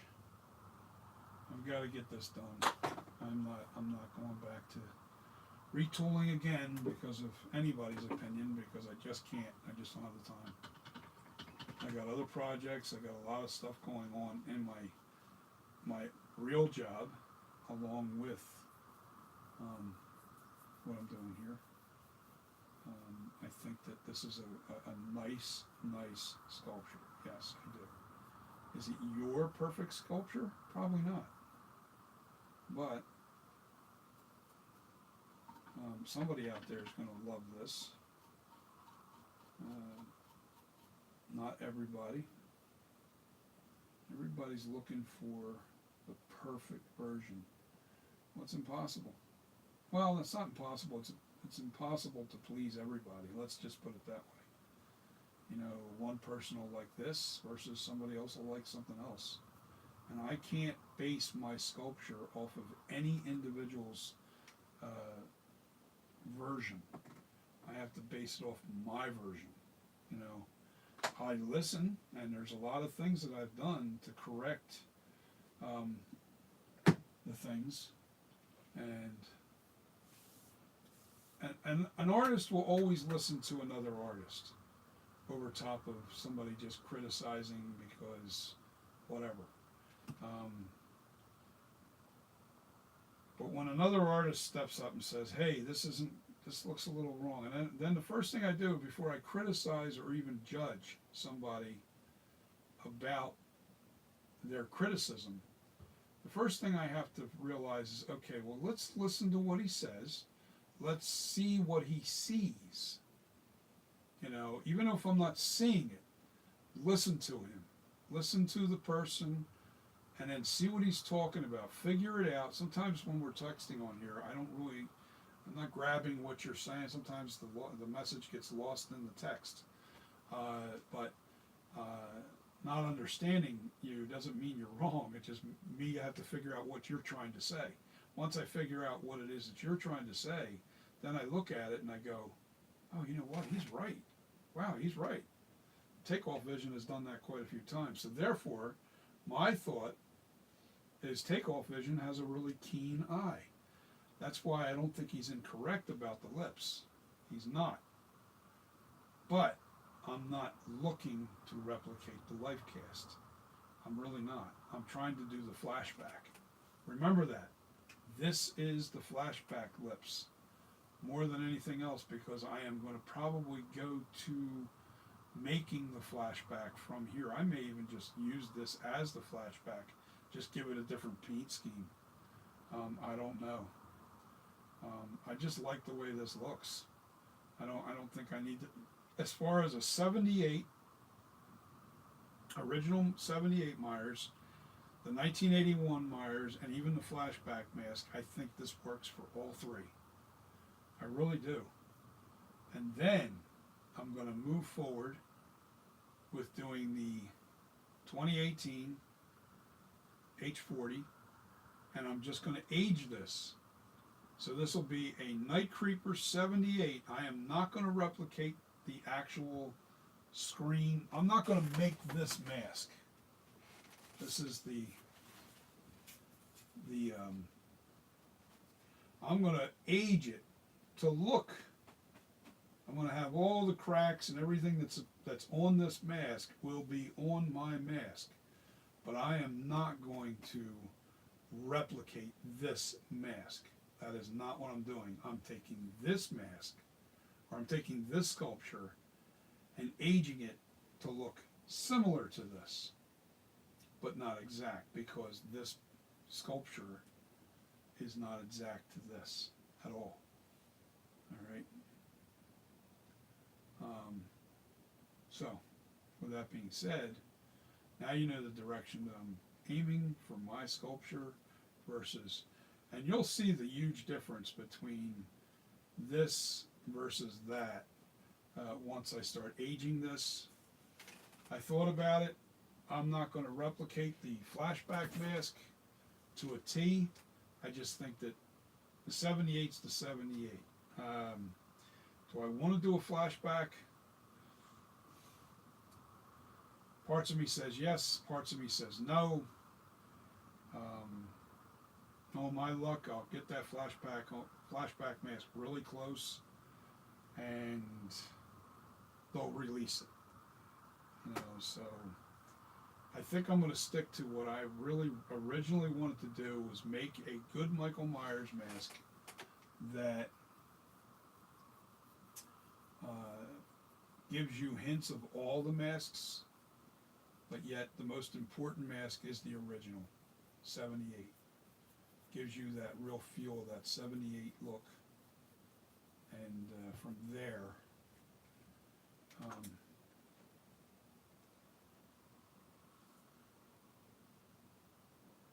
that's what I'm trying to do. Not trying to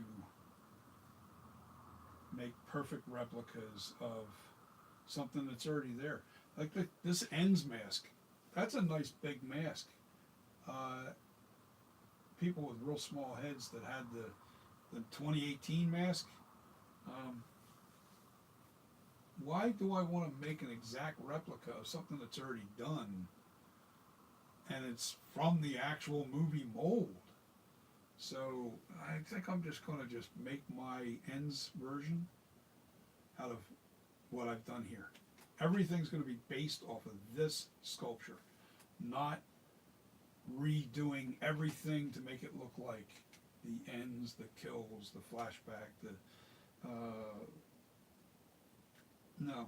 I thought about it. It's just a lot of work, and I want to move on to other things. That's another thing, guys. I love Michael Myers and everything, but when you work on this for 14, 15 months, 20 months, 2 years, man, you get tired of this. You get tired of doing it over and over. And every time you do a retool, you really get sick of it because it's just too many people, trying to, they want you to make their perfect version.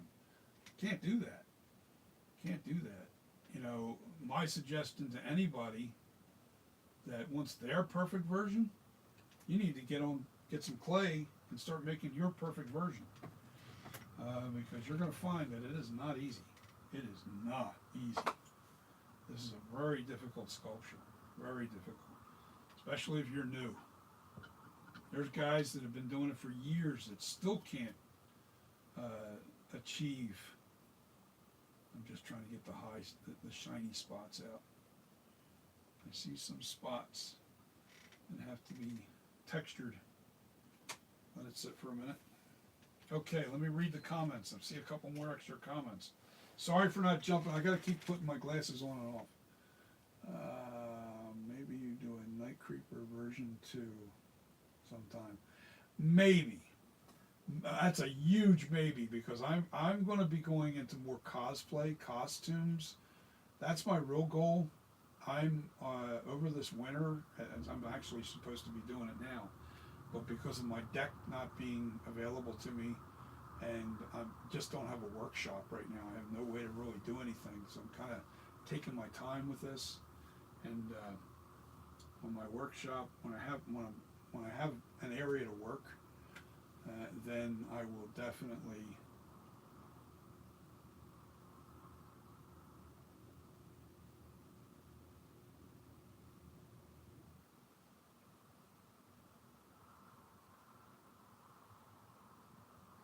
You're right, Bo Norton. That's exactly my point. I'm not trying to replicate any particular mask. It's not an exact copy of anybody's mask. It's my mask. It really has been right from the start. But I do listen to the criticism, and I'm a perfectionist.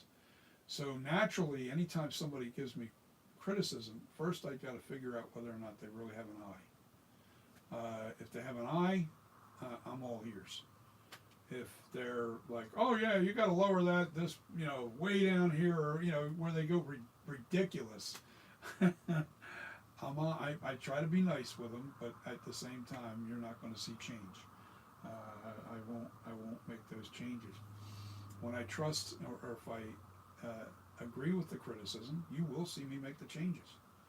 Now, it's not that I disagree with Takeoff Vision at all. I don't disagree with them. But I also understand where the mistake is. And it's a lot of work to try and fix that mistake. And I just don't want to do it. I'm just at the point where I have to go on. I have to go forward. And this bubble keeps giving me this look and it's because of the lighting.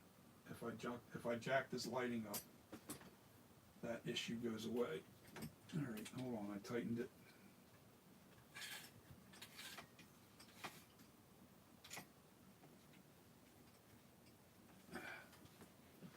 Sorry, my fat bod is getting in the way. All right, now it looks a little better. So yeah, I don't disagree with anybody with the. So we got 4 people still on. I had as many as 6. We are getting very close to the finish line with this sculpture. Actually, I am at the finish line with this sculpture. What am I saying? Oh, did I do the dummy? No. No, it actually looks smooth, but I didn't texture it. I gotta re-wet this inside of the ear. I didn't put the texturing sponge on the inside. Watch me forget again, right?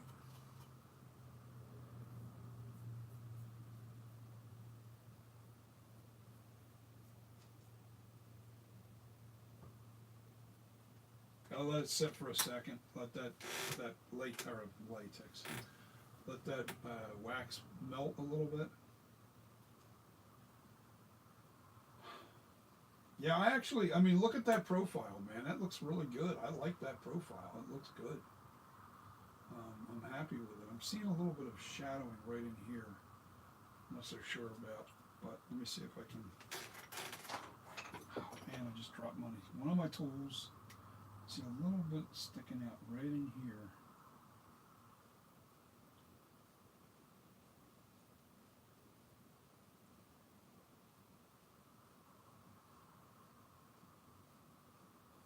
So this is when you raise the light or you change the position of your lighting. Sometimes you'll pick up some things that stand out. Normally don't stand out.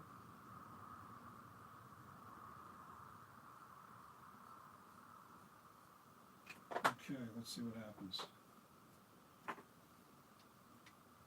Let's see what happens to that. Just trying to make it smooth and make it look good. Now, I see some spots right there. Hold on.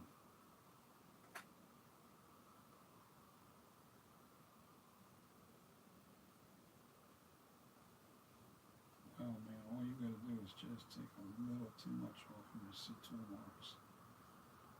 There we go. And I scraped that so light. First thing I want to do is put some texture inside the ear.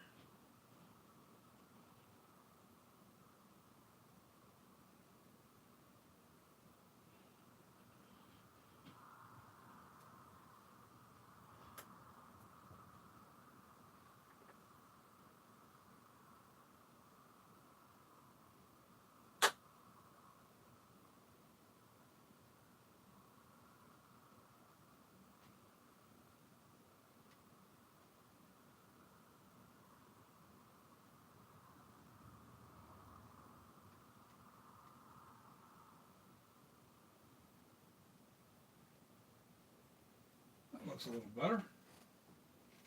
I'm happy with that. Took a little of those lumps out of there. Okay. And I got texture in my ear now. Yep. That's what I want. I want to check the other side out real quick. I think that I did that to the inside. No, I didn't do that to the inside of the ear either. I'll be darned. So we need to put a little bit of naphtha on the inside.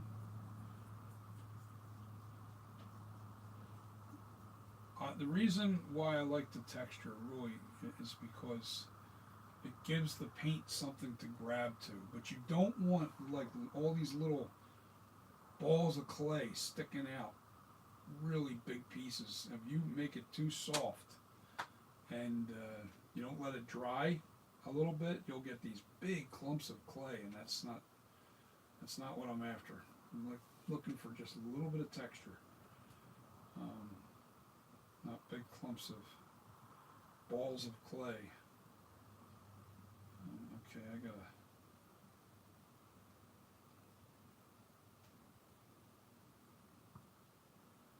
So I'm kind of balling this up on a clean spot on the sponge. I gotta fix this up in here. Maybe not.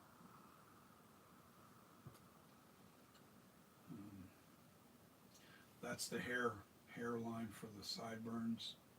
The other side still has to be done a little bit more because it's not quite right.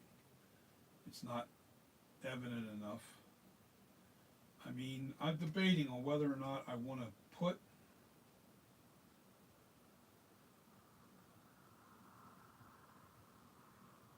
perfect. Now you can see that little bit of texture that's on the end of that ear. Perfect. You're not trying to put too much texture. There you go, guys. I'm going to let you look dead on it. Bo Norton.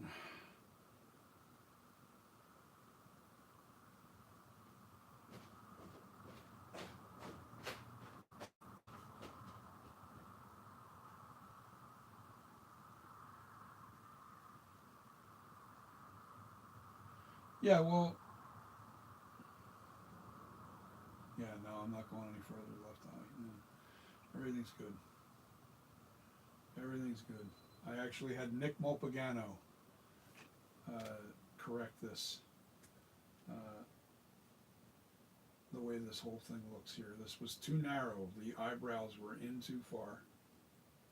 All right, and it gave it too much of a squint. So I cut them back, the eyebrows right here, right on the ends on each side. I brought them further apart this way, just a little bit. We're talking maybe an eighth of an inch, less than that, maybe just a 16th. I brought them away, separated them a little bit, but the eyebrow lengths are still the exact same lengths because I took off just as much on this side as I did on that side. And how I know he was correct, and this is what I'm going to get at, this is a perfect time to show you the reason why I know he was absolutely 1000% correct, is because in the original, even when I looked at this, all right, even when I looked at this, the eyebrow lines up. Let me lower this again so you can see inside the mask.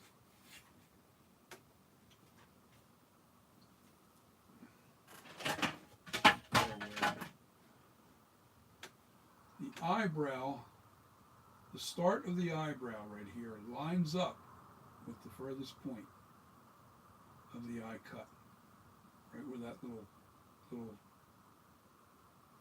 that lines up, even in the original picture. I'll use this.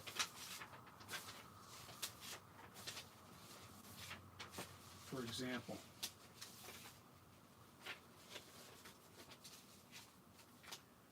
I darken this line just to show you where that eye cut is.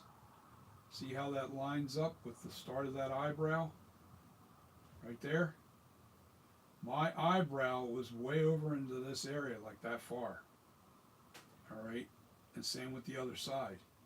This lines up with the outer, with the start of the eye cut. That's where it lines up. That's why I knew he was absolutely 1000% correct with that. Now these are lined up the way they're supposed to, and it does give you that width. It gives you that width at the top of the bridge of the nose that looks correct. Where before, this looked like it was squinting too much because the eyebrows were too close together. So I know that's correct. And I have the original picture there. That's an actual screen used mask right there. And I'm not talking about the flashback, and I'm not talking about the life cast. I'm talking about the mask itself. It was screen used, and it was a direct shot, so I was able to really line up where those eyebrows were, the start of the eyebrows, and that's why this wasn't looking quite right, because the eyebrows were too close together this way. And now it looks good. And now it looks good, and I have my scowl out where it needs to be. So I did quite a bit of work to give it that look, to give it that right, correct look. And I think when you move this mask around, it shows you how correct he is. Looking at it dead on, yeah, I can see it. But here's a position that you really see it. Right like that. When you tilt it up right like that, you can really see how correct he was. Now look at the eyebrows. They're in the right spot.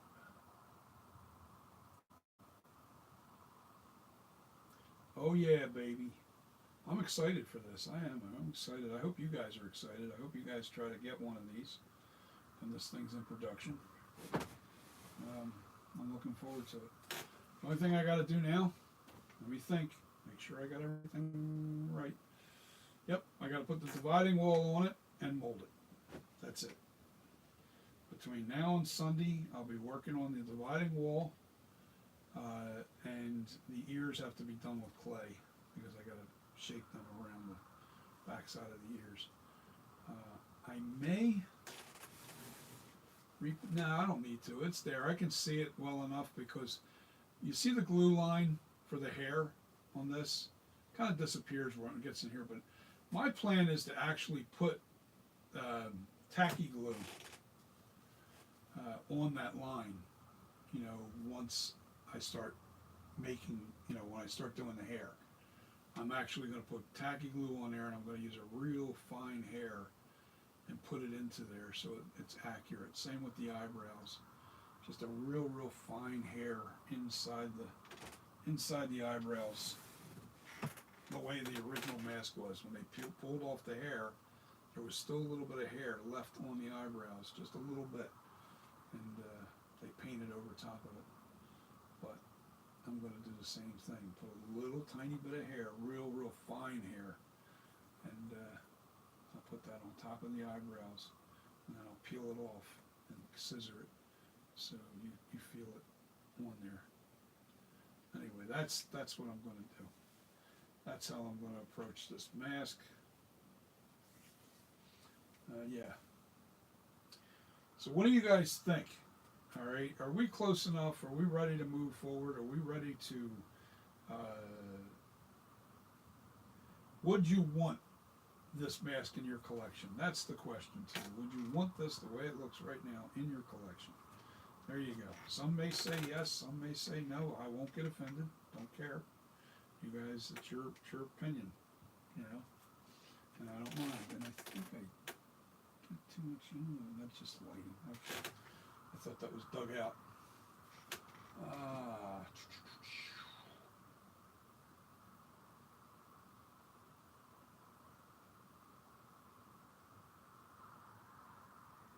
Wrinkles in the left eye. I'm not sure what you mean.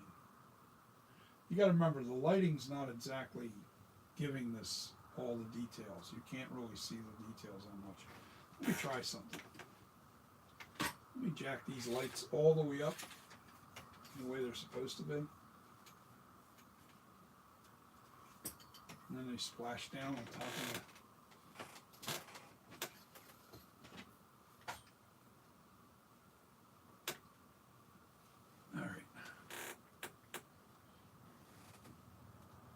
That's the finished look. Now you can see the wrinkles underneath the eyes. They're there.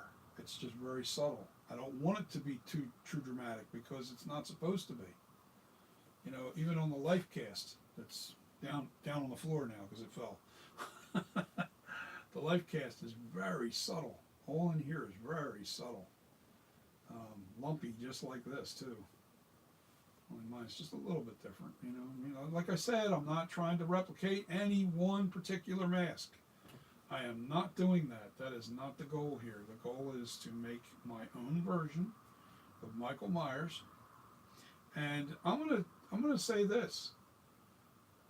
You show me two different mask makers and less. All right, now I'll subtract this one thing from you.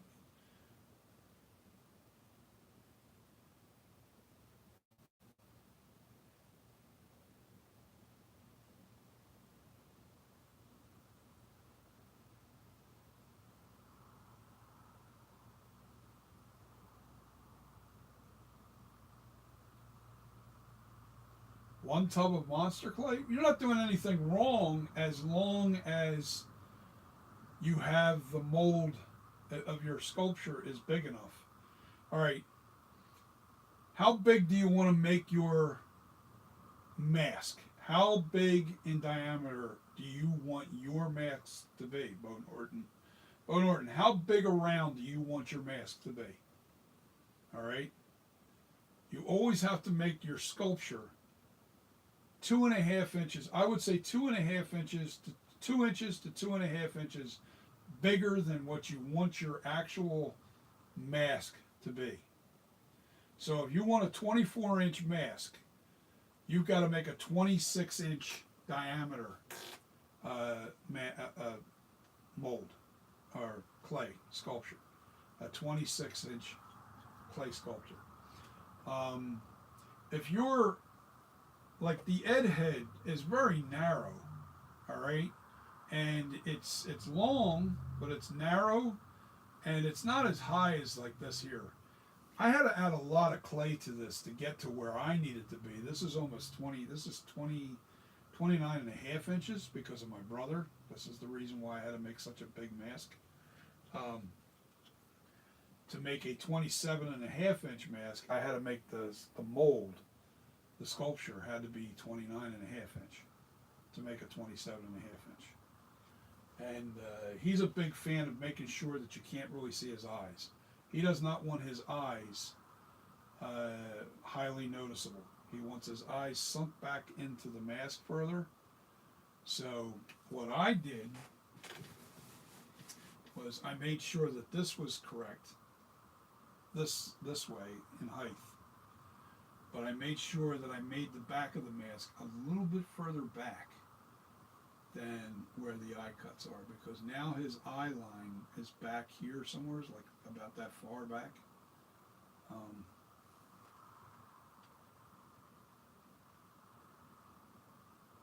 Yeah, the lighting. I mean, that's really what happens here. Is it, when the light hits it differently, you go, oh, I didn't see that before. I was dropping that lighting in there because I was working inside the eye cuts earlier. I was just doing little things that I needed to be able to see inside of where I was working. So now to get back to what you were saying, Bo Norton. I just started sculpting last week and doing a Myers mask. Let me tell you something, Bo. If you're that good of a sculptor, more power to you, man. This took me 12 months to get to this point, and I've retooled this over and over again because I keep learning little things about this mask that make you go, oh, now I know what's wrong. But yeah, I got to remember, I've never done life cast. I've never done human anatomy. I've never done like this kind of artwork. Even in paintings, I've never painted faces or any of that stuff. So this is a whole new realm for me. So I literally had to study a little bit of human anatomy, just a little bit. Just I wanted to know where the muscles were in the face, and I did all that. You learn that kind of thing. You got to learn how the face, the shape, where it falls in. I kept making a mistake of the chin being out too far. The lining, it wasn't correct. It wasn't correct, and they were the stupid mistakes that I made at an early time. If you're a natural artist at human anatomy, you're going to be a lot faster than me. I've only been doing this for 2.5 years. I think about two and a half years. So it's learn as I go, and I'm only looking at pictures. I'm only looking at. Well, now I got the life cast, so I kind of took some concepts from that, but not a lot of stuff. Obviously, I didn't do the lips from the life cast. Yeah, it's just there's so much to this mask. Don't ever, when you post, you say, "Well, I did it in 2 weeks, 3 weeks." Make sure you really and listen to the people.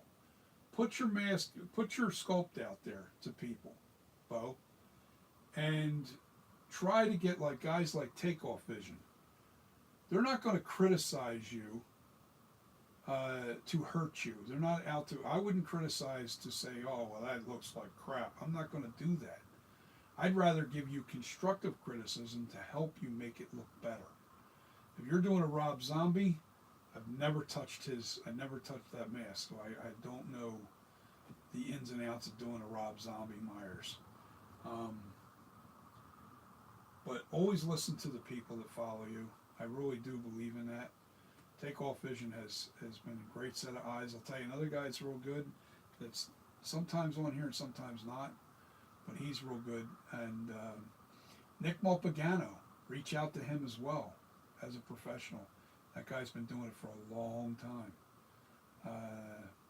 Handy Boy Studios, Nick Mulpagano. Check out his videos. He does amazing work. And I ask him stupid questions sometimes, but you know what? He always helps me.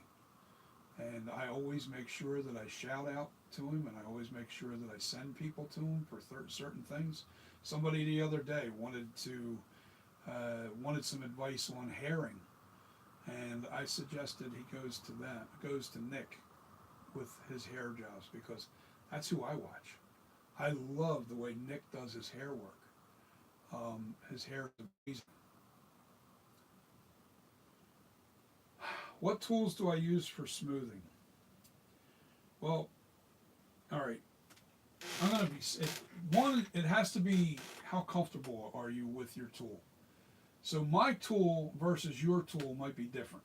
All right, but when I get into bigger areas, like in this area, but it's still shape, and I'll get a tool like this. All right, and these are sharp tools. I use sharp tools because I use a hard monster clay. I don't use soft clay. I use a very hard clay. And the reason for that is when I demold this, I can tool this back to shape with the hard clay and do another mask from this mold. I don't have to, or from the sculpture, I don't have to redo the whole sculpture, because soft clay will get destroyed when you demold it. Hard clay doesn't get as destroyed. It still gets wrecked. Don't get me wrong. The nose gets wrecked. Underneath the eye cuts will get wrecked. The lips will get wrecked somewhat. The chin gets a little scraped on it. The ears, no matter what clay you use, get destroyed whenever you're demolding. But the basic shape of the head stays the same. So you can retool it, fix it, and then go on to whatever else you want to do. Now, if you're only going to do this one time and then completely steer clear of Michael Myers after that, if you're not doing multiple versions, or then I would suggest, then you don't have to salvage your sculpture.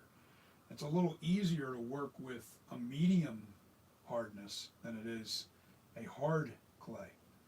Now, saying that, when I use tools on a hard clay, I like to use sharp tools. The edges are very sharp. All right, and this particular brand is called Kemper. I happen to like their tools the best. All right, let me show you the different ones that I have for Kemper. That's a mess. And clean that blade off. And clean that blade off. Wow. Let me try and line these up so you can see the different shapes. Damn.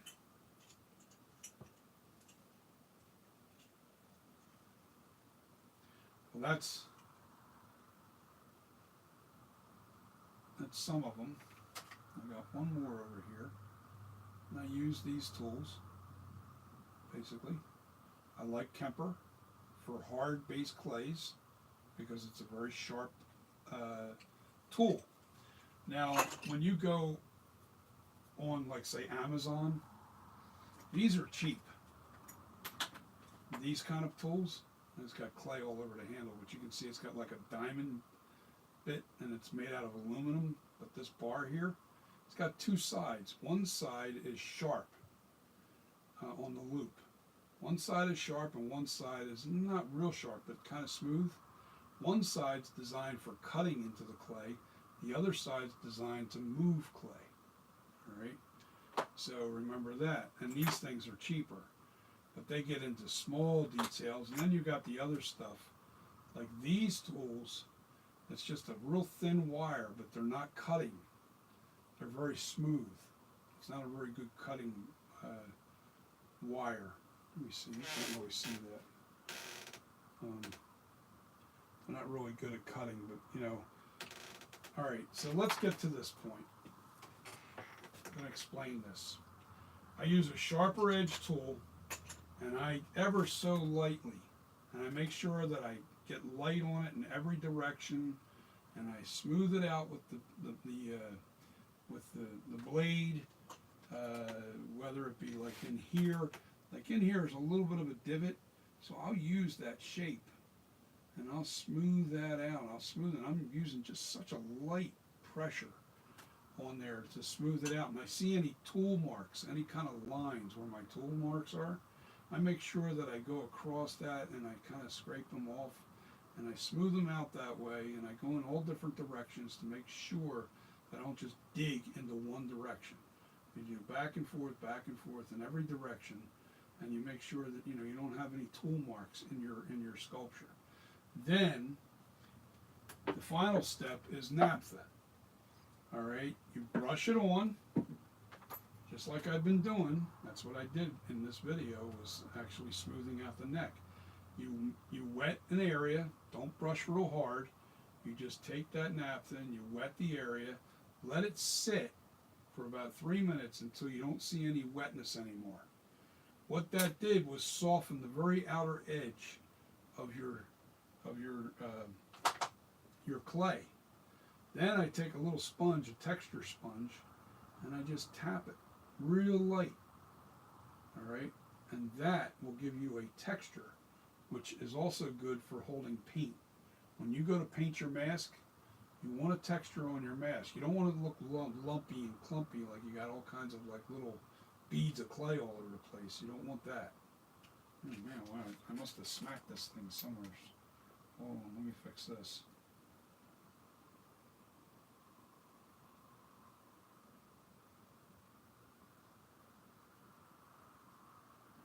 Okay. Just a little tiny piece of a little line of something. Oh, I know what I did. I banged into it with that mask. I couldn't find out where my little plastic mask. See what I'm doing here? Is I just touch that clay. I don't brush it. I don't want to put brush strokes into the clay. So I'm just touching that clay with the naphtha. It's wet right there, right now, right? Oh, it blocked your view. All right, so I touched it with the wet brush where I just sculpted that. Now I'll let that sit, and then when I see that completely dry, I can blow on it too. That'll make it dissipate. Because naphtha is nothing but lighter fluid. But lighter fluid definitely melts the very outer surface of the monster clay. All right, so it's a wax-based clay is what it is. It's almost dry. You can still see it's a little wet in here. You see a little bit of shine. And all I'm going to do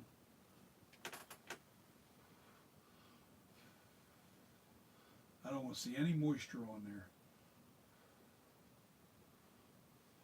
It's almost there. No wisecracks either, guys. You're hired, that kind of shit. That kind of stuff. Okay, I don't see any shine left. So now I'll just take that. And of course, I got a piece of fuzz on there. I'll just take that and I'll just put a little texture on there. Is what I'm doing. I only barely touched that. Didn't have to push hard. Didn't have to. You just took the weight of the sponge itself is all I did. Just touched it, and then you'll see the texture in there. I wish you guys can see. You know what? Let me just grab the camera and I'll bring it in, and you'll see the texture that I'm talking about. What the hell? All right. I'm going to take this off of here now anyway because I'm almost done. I can give you close-up shots now of this thing. We're off the stand. I can disconnect from here. All right, let me move my chair back. I dropped my mask down there. Dropped a few tools too. Hold on, let me move this on the table so I can move this chair back to where it was. All right, give me a sec. There we go, I'm back. All right, so you can see the texture. See the texture? Real tiny. That was just barely touching the surface. See all the texture? You can't really see it from a far distance, but you can see it. Now, see, if you overdo it, you don't want these clumps. You see that clump right in here in the ear? Hold on. I don't like leaving anything that big, so what I'll do is I'll come in here with this one, not that one. What did I do with the small one? Oh, it fell. All right. Okay, so we're going to have to use this after all. Let me see if I can do this on camera.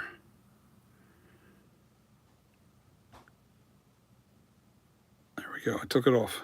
Took that big clump off of there. Wait a minute. Let me do it again.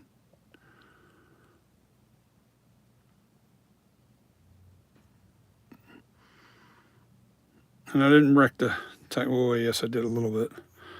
Hold on.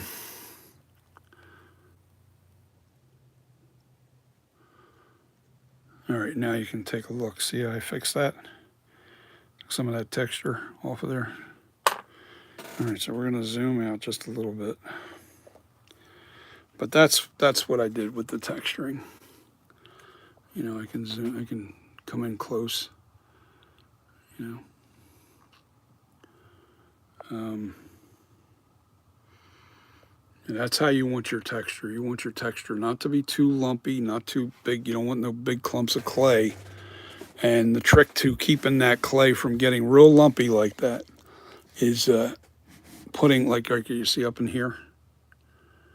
All right, that's perfect, because in this area, you want that weathering to stick into your,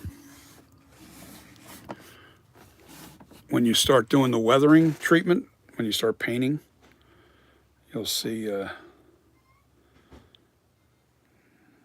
you'll see, it's just, now, because I'm so close to the sculpture right here, it makes the camera pull the face forward. It's not the actual shape. You saw the shape before. This doesn't look quite natural, this dent yet, so I want to do that. I have to put, you can see where the old line is. Right here, you see that old line there? Well, I buried it when I bumped out these scales. So I have to redo these lines. I guess they were wrinkles in the face. They have to be put back in. And I want to make this dent look a little bit more realistic. This looks like it's literally like somebody just took something and banged onto it. I don't want that dent there like that. That's supposed to be, that dent's supposed to be actual flesh. It's dented, so you want it. You don't want it so perfect. I don't want it to look like a piece of edge of a hammer hit it. So I have to make it more realistic looking. So I'm going to change this hole a little bit, because I don't like all those cuts in there. It's not supposed to look like that. Anyway, that's little touch-ups that I'm going to do right as I'm doing the thing tomorrow. I'm going to start working on the dividing line, and I'm going to use aluminum flashing, and I'm going to cut the pieces a lot smaller, and they'll stick out probably like that far on the side of the face and all the way around the head. But I want to keep them small. This way I can really make a uniform dividing wall all the way around this thing really nice. And I'm going to put register keys. I got to go get something that bends the aluminum, kind of like a brake for register keying. You know, this way the keys are there. Or I can stick clay on there. It doesn't matter, whichever how I do it. So, all right, guys. I want to thank you for watching the video and watching the final stages of this before it gets done. We're talking tomorrow. Can't wait to see the finished mask. Yeah, now neither can I, man. I think I'm close. I'm really close. It looks like crap right now. If I go back up here, hold on. I'll go back. Now see how much wider that face just got? Now I'll zoom in so you can see it. I'm about 6 about 8 feet away from the mask now. And that's what I have, an iPhone 11 Pro. And when you're real close to your subject, it doesn't look right. So you have to always back off with these kind of cameras that are on these phones to give you the true look of the sculpture. Yeah, guys, definitely hit that like button for me, please. I'm trying to grow this channel. And I will be doing a lot more than just Michael Myers. When this is all over and said and done with, like I just did a Jason costume. If you watch my videos, I don't know if you guys caught that. I did a Jason costume for a kid that, you know, they didn't have a lot of money or anything like that. So I made that costume for free, but it was to grow the channel, you know. It was cosplay. And what I did was I made a Jason Part 7 costume for him. Now, I had one guy basically say, yeah, I needed a little bit more depth in the paint job. I just ran out of time. I ran out of time, and I really couldn't invest too much time into that project. But my plan is I'm going to do my brother a Jason costume because he's also a big fan of Jason as well as Michael Myers. I think I look at them guys as equal. I would love to see them. I don't want to see Jason versus Michael Myers. I want to see Jason and Michael Myers team up. That would be cool.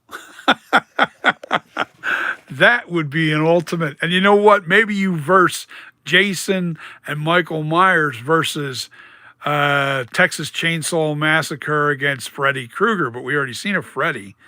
But, you know, it came down to nobody really won that war. But yeah, let's do a Jason and Michael teamed up against Freddy and the Texas Chainsaw guy. But see, the thing is, the Texas Chainsaw guy, he's human. He's not really, you know, and he's kind of goofy. So I don't think he's real smart, you know, so... Yes, I don't know. You know, I feel he's not a clever killer. So, come on, go away. All right, now I got notifications keep popping up on my phone. So, yeah, this is, that'd be cool.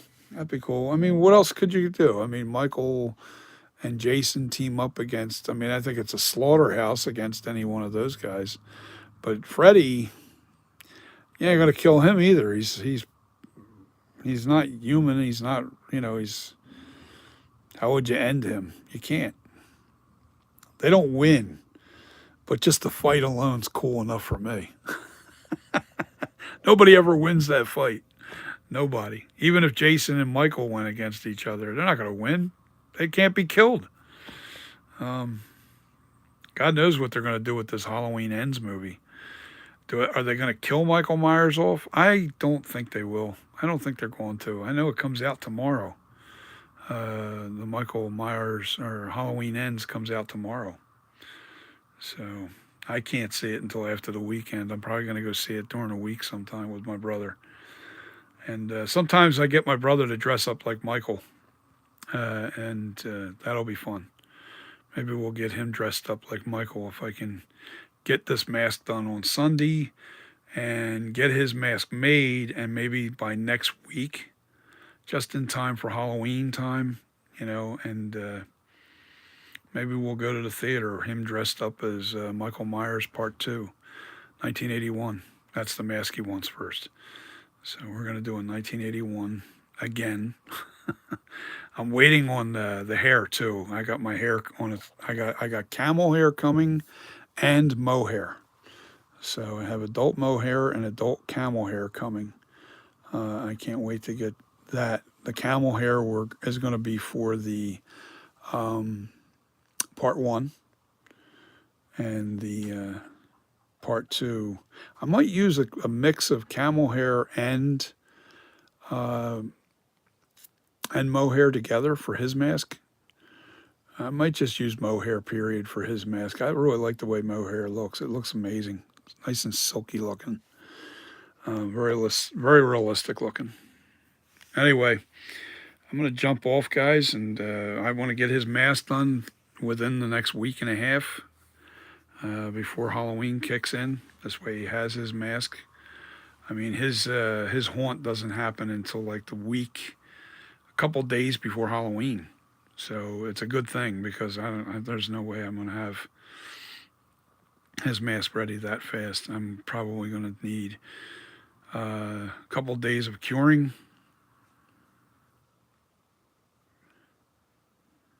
Freddy and who? Pinhead. Yeah, there you go. That works. They have to be supernatural. And as far as I'm concerned, Myers is still a supernatural. I mean, how many times can you shoot the guy, stab the guy? I'm sorry, he's not human. I don't care what they try to sell. They try to sell that he's dead in Halloween Ends. I'm not buying it. He got shot so many times in that last go round with Jamie. Hatchet. I don't know Hatchet, so I can't comment on Hatchet. Bo. I don't think I know I've never seen Hatchet yet. I have to check that out. I know I don't like the Saw movies. I don't like them at all. I just think they're gore. I think they're demented and twisted. Darth Vader.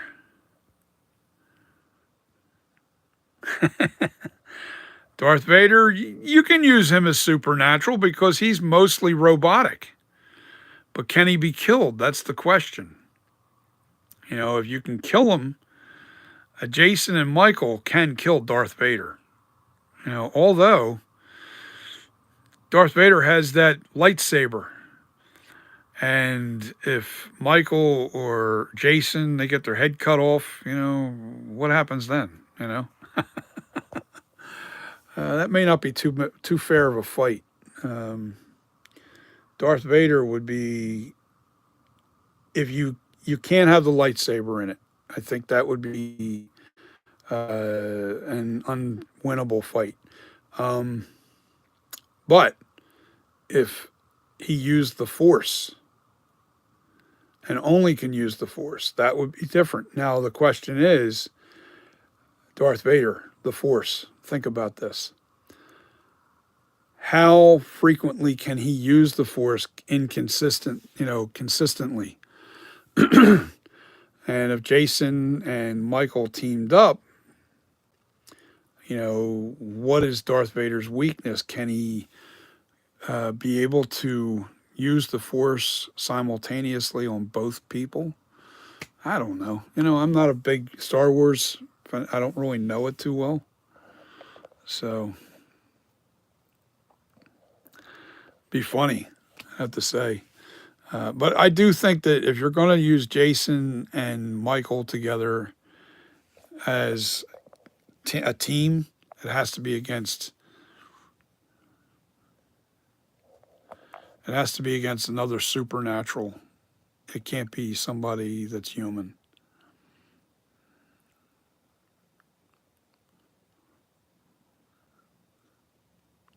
Oh yeah, no doubt. I mean, you want to go even further. You want to make it X-rated, then you can do anything you want. Pennywise, yeah. Now I don't know enough about Pennywise on what his strengths are, what his powers are. Um, you'd think that I don't follow horror movies. I kind of really don't. I don't know them in detail. I don't know all the characters. I have my favorite characters. I like Jason. I like Michael Myers. I like Freddy. He just got annoying to me after a while. I think that there was just storyline got weak. But when it comes to Freddy when it comes to Jason, all those Friday the 13th movies, they were kind of like a takeoff from Michael Myers. And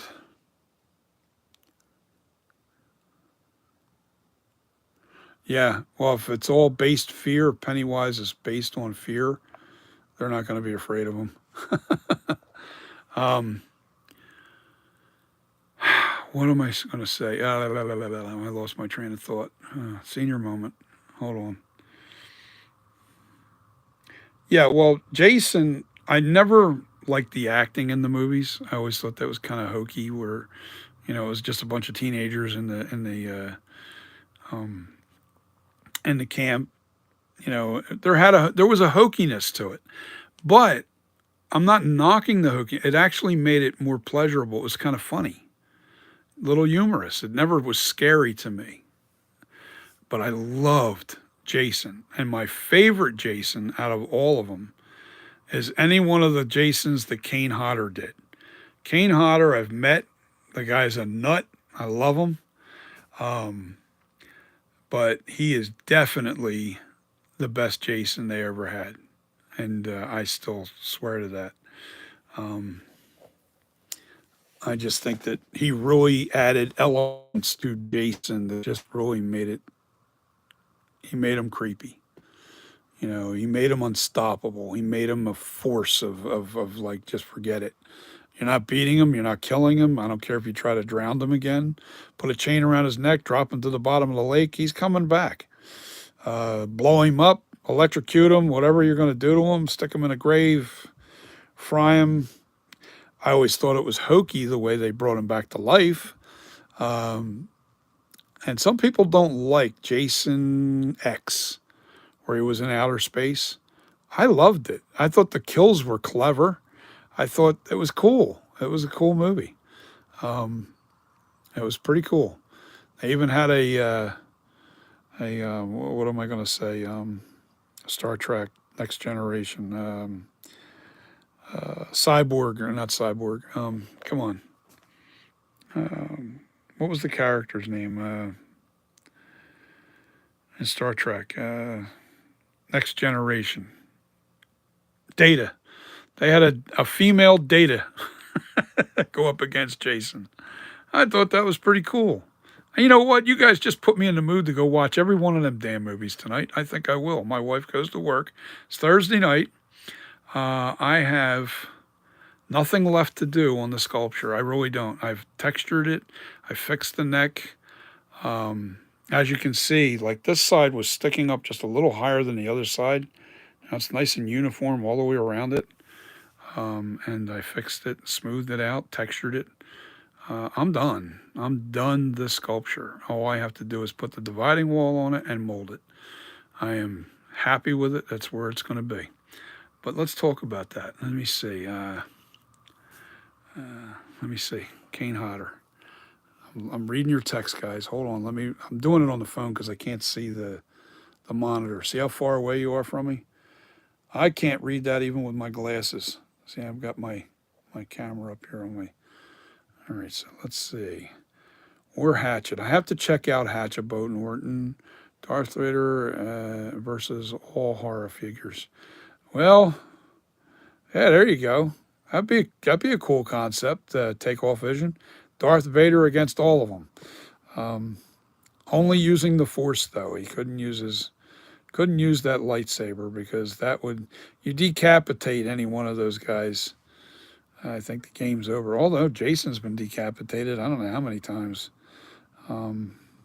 Michael's been decapitated, but it wasn't him. Michael's too clever to get caught. That's what I love about Michael. Michael has the cleverness on getting away. He knows how to escape. Pennywise, I don't know enough about. Wrong turn, guys. Okay. I wonder what that means. Oh, wrong turn. Wasn't that part of a movie? I'm trying to remember. Wrong turn, guys.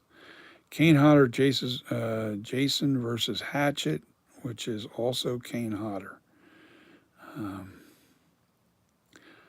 Hatchet. I'm about to look up Hatchet. Maybe I'll watch that tonight because I've never seen Hatchet.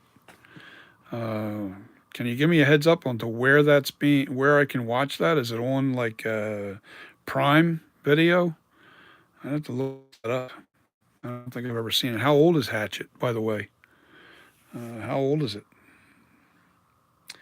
Yeah, I love Kane Hodder. The guy's nuts. When he meets you, I had a friend of mine took a picture with him, and he put his hands. And this is when Kane Hodder was in really good shape, and he was a little. I mean, I think he's still in good shape, but he was really ripped at that point, and it was several years ago. And he did a stranglehold on my buddy, and he squeezed pretty good on his neck. It was kind of funny, and he's like, "Yo, dude, I can't breathe." It was kind of funny. Um, you want a realistic? We're gonna give you realistic. Kane Hodder, he was a trip, but loved it. It was a fun experience meeting him. And anyway, yeah. So met Dick Warlock. 2006 Hatchet. Now I gotta say this. Hatchet, if it's just a gore movie, I mean, Hatchet's kind of like a. If it's just based on gore with no suspense, I'm not into it. It's got to have suspense. It's got to have it all. It's got to have some creepiness to it, some suspense. If I'll turn it right off, it becomes just a slasher, slash and dash, so to speak. It's so funny. My son, when he was young, he used to play all those video games where it was just slash and dash. You know, the sword games where you just run around on the map and you just kill everybody with swords and you just keep moving on to the next guy. Well, I found them very boring. I would never even want to play a game like that. I'm a guy that loved mystery, so I loved the original Laura Croft in Tomb Raider. You know, I loved figuring out puzzles and mysteries, and creepiness was in that video in that game as well. It just gives you my train of thought. I guess I'm old school. I like a mystery. I don't need the movie to be super fast, get right to the killer, get right to the point. I want it to take its time, build up the suspense a little bit. You know what I mean? But the suspense has to be good. It can't be one of these things where, it's just not well written. Tubi, cool. I'll check that out. I have Tubi. Yep. I will definitely check out Hatchet 2006 on Tubi.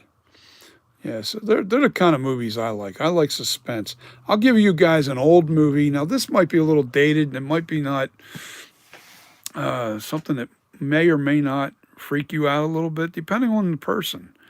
Because it's really hard to scare people today. It is. It's really tough to creep people out. I still think The Exorcist, I've just seen it way too many times for it to be scary to me anymore. It used to bother me because it was really scary when it was young. When I was young, The Exorcist was a really scary movie. Uh, it was just anytime you start messing around with the devil or anything like that, man. Oh man, no. Um, there you go.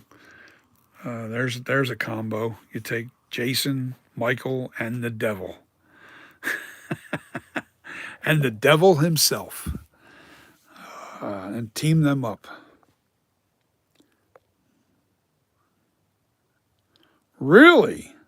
3 or 4 movies in the Hatchet series? Oh man, I'm going to definitely get into them tonight. Conjuring movie is great. You know what I also liked that was kind of like The Conjuring, and it's what was those paranormal activity. I like those movies, especially the first one. That was pretty creepy. I like that video catching, and I mean, it just gave you the chills, man. It's like, whoa, that was freaky. You think you're seeing something, you're not sure that it's there, that kind of thing. I mean, I think towards the end of those movies, they get kind of like, oh, okay, that's a little too far fetched, but, you know, I like that kind of stuff. There was another movie that I really liked that was pretty cool. It was a movie that I saw on, what was it on? What the hell was that called? Grave Encounters. Did you guys ever see that? Grave Encounters. That was about a team of paranormal activity hunters, basically. They go into, I think it was either a school or a insane asylum or something like that. They go into this place and, you know, they got barricaded into the place, and basically once they got in and they started moving, going from one place to another, all of a sudden, like hallways would disappear, different things would get shifted around inside the building, and what was there before wasn't there anymore. It was kind of really creepy. That was a good movie. Grave Encounters. That was creepy. Um,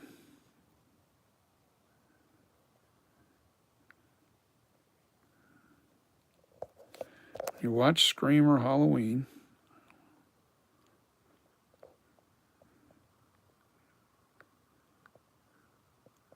Yeah, I do. I like ghosts, man. I'm a big creepy. I like creepiness, man. You make my hair stand up on end, and I'm not an easy guy to scare. Trust me. But I get you get creeped out. It's like, woo, that was cool. That's basically my response. Oh, I like that. That was cool. That made my hair stand up on end. That's the kind of stuff I like. You know. Uh, I'll tell you a real quick story. I don't know if you guys heard me tell you this before. Tell anybody this, but I went and saw Halloween 1 at the age of 16, and it happened to be October 30th, 1978, when I saw that movie. Um, it was the very same. How I remember is I remember it being the exact same night when the rain started coming down, and they said it was October 30th, 1978, and I was with my cousins, both females, one on my right and one on my left, like a dumbass. I sat down between them, and I'll tell you why that was a stupid move. Um, and I saw that the lettering come, or I saw the text coming up saying, "Oh, October 30th, 1978," and I went, "Oh, cool! It's going on right now. It's happening as we sit here and watch. We're seeing live TV or live action, or live action film." And I made those comments out loud in the theater, and everybody starts cracking up. I forget exactly how I worded it, but it was funny enough where people were cracking up. Anyway, on both sides of me were my cousins. I had Ann on one side and Cheryl on the other, and they were a little older than me. And that movie, I I saw it on previews to it, and they basically took me. I was 16, and they were both 19, 20 years old. And oh no, you're sitting here, and I never understood why, But they had me sit right between them. Well, as the movie started kicking up, it started getting scary, and where he was watching, basically prowling. They would curl up with their knees up to their eyes, and they're leaning into me. And every time a jump scare would happen, I'd have their fingernails digging into my arms. And I left there, literally, I'm not kidding, I left there bleeding that night. Uh, did the movie scare me? Not really. It was creepy. It was one of the first of its kind. The only thing that was close to that, I would have to say, back in those days, would be Black Christmas. Was similar to it. The original Black Christmas, the 1975. The other one that I thought that was closest to the creepiness of it would have to be Psycho. Um, I never looked at Texas Chainsaw Massacre as the same kind of, because that was just kind of demented. It was out in the middle of nowhere, and it was a human, guy, basically. Michael was human in the first film until the end. Then it just made it a little bit more unbelievable. But I don't know. The Texas Chainsaw Massacre, I always felt that movie was a little more disturbing than it was actually scary, if that's the right way to put it. Uh, But when you seen those movies back in the day, you gotta remember they were the first of its kinds. They were not. There was nobody before them, so we were seeing that kind of stuff on the big screen for the first time, and it was scary. Now today, I look at Michael Myers movies, and I guess it's because I've seen it way too many times. Don't even give me the chills anymore. I just like the character, and I have that memory embedded in my mind with that night, having that experience with my cousins in the theaters. That was really fun. They were terrified. And I'll never forget, I got up to go to the bathroom and they didn't want to let me go. But I said, look, I'm going or I'm going to be peeing here on you guys. So I went to the bathroom and here they are huddled up, both kind of like, leaning in towards each other and literally like had their knees to their eyes. So what did I do? Well, of course, you figured it out. I went in behind the aisle behind them and grabbed them just as the jump scene. When I saw Michael, I forget what part it was. I think it was when Laurie Strode uh, was running across. Yeah, it was. She was running across the yard and came up to the door, and she was trying to get in the house when she threw the flower pot up to the little boy's room, and it broke on the window, and it woke him up. And the keys, the keys, the keys. She's yelling the keys right at that spot, man. Just as right before he opens the door, I grabbed them both, man. I mean, they literally screamed. The entire theater cracked up laughing. Man, it was so funny. I mean, it wasn't a packed house either. I remember that night. It wasn't really packed. I don't think the movie was well known even at that point because it was October 30th, 1978 when I saw that. I remember it to that day, and that's because I remember seeing the date on the screen and going, hey, we're seeing live TV. This is going on right now. That was kind of a fun night. It was a really fun night. Great memory. So, anybody have any great memories of movies like that? Um, I mean, I find some of the scariest movies were Wrong Turn. Yeah, that was a cool movie too. All right, guys. So I'm gonna thank everybody. Just leave your comments still on here, and you know, give me some ideas for movies. You know what? Post some ideas for movies, especially the new stuff. I don't really know too much of the new stuff. I'm a real big old school fan, but I can tell you this: I like suspense. I'm not a gore monger. I like making gory stuff. Yeah, it's quite a few. The Brood. What does that say? Brood. I don't think I've seen that. I'll have to look that up too. No, I haven't seen that. Um, yeah, there's 5 watching. Am I that fascinating? Uh,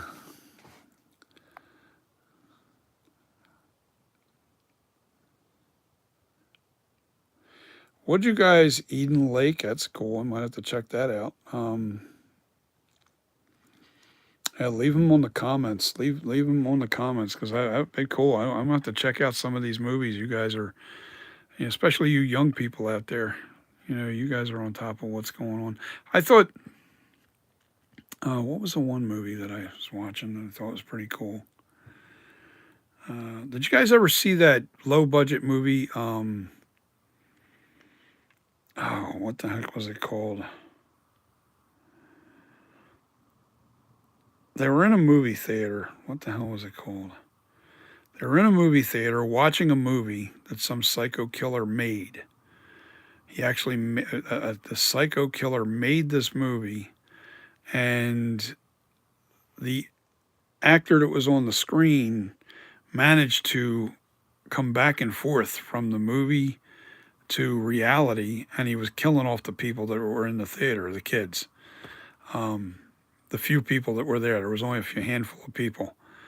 But this killer was killing. He killed a guy in the bathroom, ripped his heart out. He had a mask that was really creepy. Oh man, what was it called? Something movie. I can't remember what it was called. Something movie. That was the title. Something movie. I remember the movie was actually in the title. The word movie was in the title. Anyway, I saw that. That was a pretty cool movie.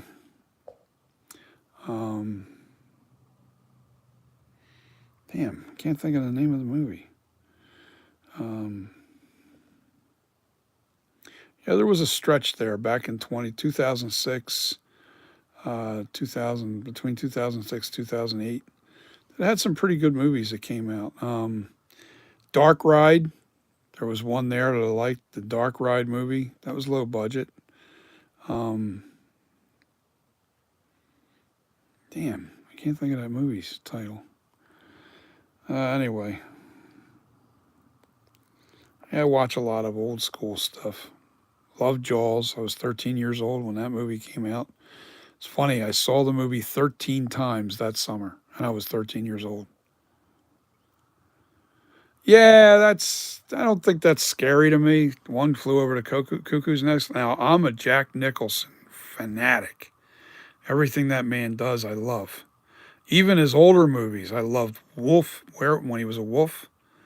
That was a great movie. I loved him in Batman. I loved him in a lot of movies. The Shining, forget about it. Jack Nicholson is one of my favorite all-time actors.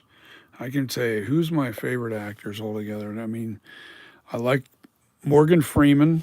I like Clint Eastwood, although I think I've outgrown Clint Eastwood a little bit. I don't mean that in a bad way. I just think that westerns. I like John Wayne in a western more than I like Clint Eastwood because there's just more dimension to his characters. Clint Eastwood plays Clint Eastwood. There is no other. John Wayne plays John Wayne, but I think the storylines are just a little bit better. Clint Eastwood, it's just every movie kind of is the same. Let me see, actors. Of course, Jack Nicholson. I'm probably forgetting a lot of them because I like a lot of different actors for different things. Now, as big of a fan I am of Michael Myers and Halloween, I'm not a Jamie Lee Curtis fan. And God, I hope she don't see this, but you know what? I'm going to say this. I just feel like she's over dramatic. Am I wrong? You guys tell me. I just feel like she's a little too over dramatic. Maybe, when she was younger, I think she was better when she was younger. In the original Halloween, she was awesome. She was good in Halloween too. She didn't have as much, it wasn't as big a role in Halloween 2, 1981 versus Halloween 1. Less screen time, less dialogue. But in Halloween 1, she really was good. So if you ever see this video, I'm still a fan of yours. Don't get me wrong, but I'm not. I'm just being correct, being truthful. I just think she gets a little over dramatic. But that might be just the way she is in real life. So it's just a personality thing. I guess I'm not really attracted to that kind of personality. I don't like anybody over dramatic. So let me see what else you guys got. Let's see. The Shining, of course. Oh yeah.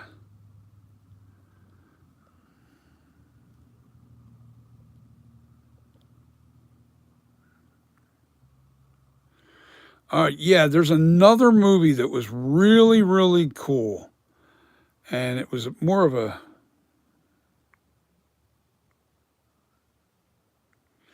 Yeah, that's just my take on Jamie Lee Curtis. And Jamie, if you ever see my video, I'm okay. Sorry, I'm gonna tell you the way I feel. Um, what do I know? I'm not an actor, but when somebody is over dramatic, it feels fake. That's just my thought. All right. If you're over dramatic with anything that you do, it comes across as fake.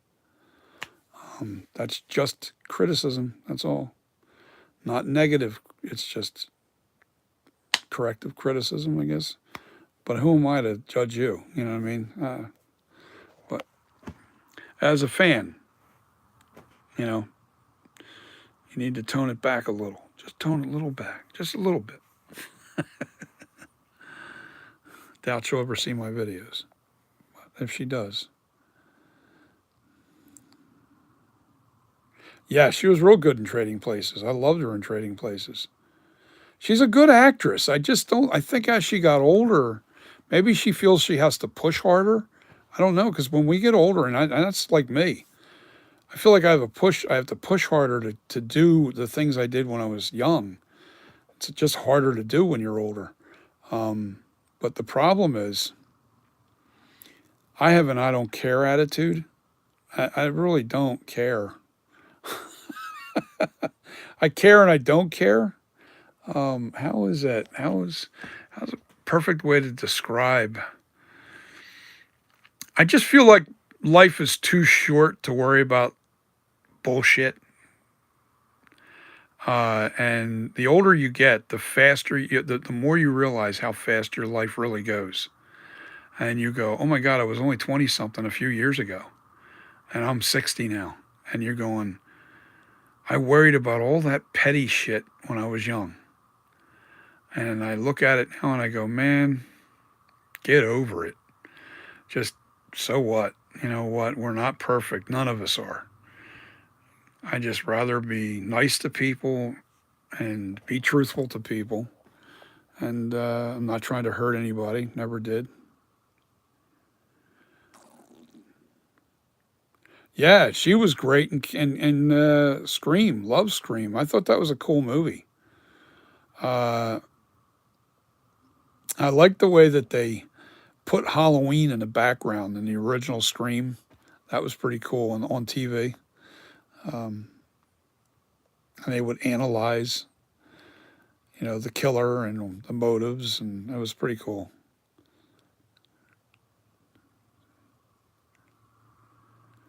Uh, I'm not gonna say who's better than who because I just feel like I think they all have their own elements of what uh, like the original Laurie in 1978. Nobody's going to touch that. I just don't feel like I'm not a fan of Bo. I hate to hurt your feelings here, but I do not like Rob Zombie's versions of. I don't believe that you should do a backstory on Michael. I never was a fan of that. I just think that he was evil. Let's just keep it at that and leave him as a mystery. When you over explain a character, I just think it takes the mystery out of the character, and you can kind of destroy a character by doing that. His brutality in Rob Zombie, well, he was 6'10". The guy actually played him is actually a very tall dude. He literally is 6'10" in real life. I liked him as an actor. He's a good actor. The guy that played Michael Myers in Rob Zombie's. But Rob Zombie, I saw Halloween 2, his version of that. Oh my God, that was the worst I've ever seen. Um, the mask was even horrible. I didn't like the Rob Zombie mask. I didn't. I never did. I don't like any of the masks outside of Halloween 1 and 2 were the same mask. It just looked different on Dick Warlock. And I do like the new timeline masks. I do like the 2018, the Kills, and the Ends mask. I love them all three. I think they're that good. But I do not like the Rob Zombies masks. Yeah, I didn't like his spin on Michael Myers. I didn't like him explaining everything. The other thing too, Rob Zombie gets too he's just overkill with, like, too much twisted, very twisted, dark. But that's his personality. That's his film. That's the way he makes his films. You're either a fan of that or you're not. Me, I'm not into just gore for no reason. All right, I'll give you a perfect example. Who likes The Walking Dead? All right. When we first started watching the Walking Dead, sure, the zombies were creepy. But then you started getting caught up in the characters and people trying to live in that situation. And all of a sudden, the zombies, no matter how gory or how many heads you saw get smashed into the ground, all that kind of wore off on you. You didn't really feel like really all that scared with the zombies. You kind of got used to them being just kind of like walking around stiffs, and you killed them.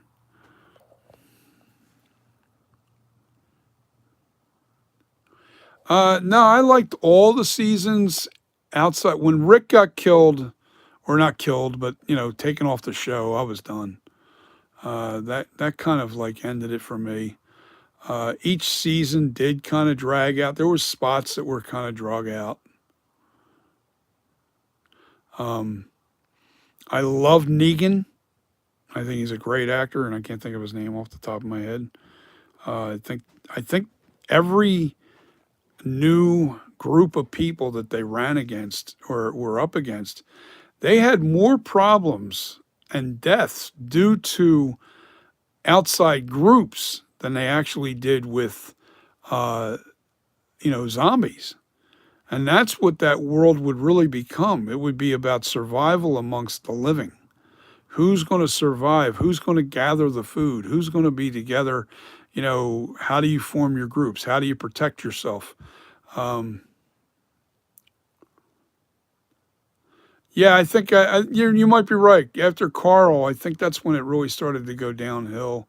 And then Michonne leaving, and just too many characters that they killed their own show by eliminating too many important characters. I mean, they really took out a lot of the characters, and they tried to bring in new characters, and it wrecked the show. They could have had that thing going for a much longer time. All they needed to do, and this is what I think the original plan was, is these guys needed breaks. I mean, these people that were like the actors that play in these movies, that was a 10-year run. All right. What they should have done was like take Rick off for the season. Rick had to go, or somebody captured him and he disappeared for a year. You know what I mean? He can go home and go be with his family for a year. Totally be off from acting and everything, and then come back the following season. You know what I mean? They needed to do that for all the actors, including Norman Reedus. They could have kept this thing going for ages if they had done it right. That's just my opinion. I'm no expert. I don't know if that would have been easy to do or feasible. But if they had done that through the years, where one character was, taken off the show, even if it's 6 months, 3 months, you need that break. Those people work like mad dog on those shows like that. They get a little break, but then not a very long one between things. And if they got other work piling up. Yeah, Dale was good, but you know what? Dale was the kind of guy that would never survive in a world like that because, I mean, as you've seen the way society broke down. I mean, I'm a big fan of The Walking Dead, so I watched all the way, even up to I'm all the way caught up to now. Um, and I can't wait to see this ends. It's coming out in the next couple of, maybe in a week or so. But I can't wait to see the grand finale to the whole thing. I just want to see how it all ends. But I think Dale was the kind of guy, he was like a conscience. He was everybody's conscience of right and wrong. And in that kind of world, it's do or do not. It's not right or wrong. Okay, if I don't do this, my group's going to die. If I do this, they're going to survive. Is it right? No. Is it wrong? Yes. But you're not going to survive unless you do the hard things and the harsh things. And that's really what life really is. It's making really hard choices and living with it, you know. So that's the reason I think Dale, that's why, somebody like that, even, what's his name? Come on. Not Dale. The father, the white hair guy. Come on, he's dead now. He just died 2 years ago. Anyway, the character. I can't think of the character. God damn. But anyway, he was like that too. He kind of took over where Dale left off. He was everybody's conscience, basically. You always had to have that one person that was Herschel. That's it, Herschel. Can't believe I can't think of these. Yeah, yeah. I think Andrea was good too. But you saw with Andrea that she had a tendency of being a follower and not a leader. So, I mean, now I'm not saying Dale was a bad guy, and I think Herschel, you just can't have that in that kind of world. I think, I mean, can you have a moral world? At some time, the morality breaks down because you've got so many outside killers that are after you, that want to kill you, that want to take everything that you got. And the sad reality of it is, I feel like this world is actually, our real world is becoming like this now, where we've got the people so divided amongst each other. It's so scary, because that's where it's at. But anyway, besides that, but let's get back to just The Walking Dead because that's fantasy. Yeah, morality is something that gets really washed away in a world like that. I would believe, as much as you want to do the right thing, at some point you're forced to do the wrong thing.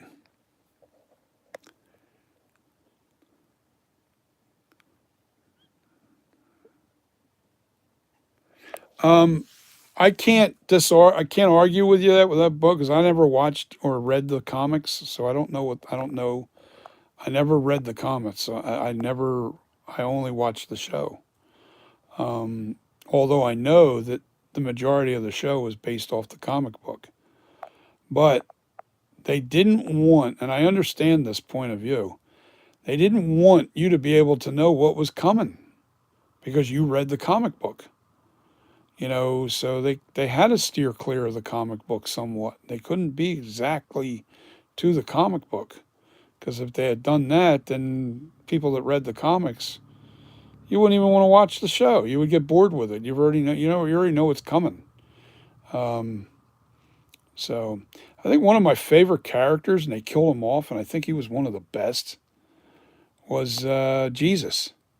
The guy who played Jesus, man, he was so awesome. I really liked him as the character, as the actor. But killing him off, man, I think that was another bad decision. But you know what? It was about all shock and awe. Killing Glenn, the way they killed Glenn, and what's his name, the redhead, in the same episode. That was a shock. It wasn't a shock. We knew it was coming. We just didn't know who was going to die. Glenn had that really close call underneath the big trash bin, and you thought, okay, they're not killing him off, thank God. And then within that same season, at the end of the episode, that left us all hanging, when Negan took the bat to both Glenn and, come on, I can't think of his name. Terrible. Anyway, he killed off both of those guys. That was a shocker. You didn't think it was going to be them two, um, but you didn't know who it was going to be. So yeah, there's suspense to it. I love The Walking Dead. I love it. I like even when Rick was gone, I still followed it because I just was intrigued by, okay, what are they going to do now? They keep killing off big characters here, uh, but they never explained Rick isn't dead. Now I better have some closure with Rick in this last season, or I'm done with The Walking Dead. Well, I'll be done with it anyway. So will everybody. Um,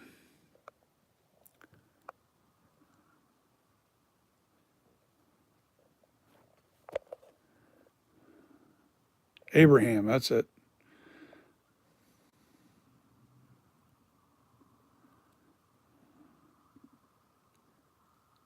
Herschel.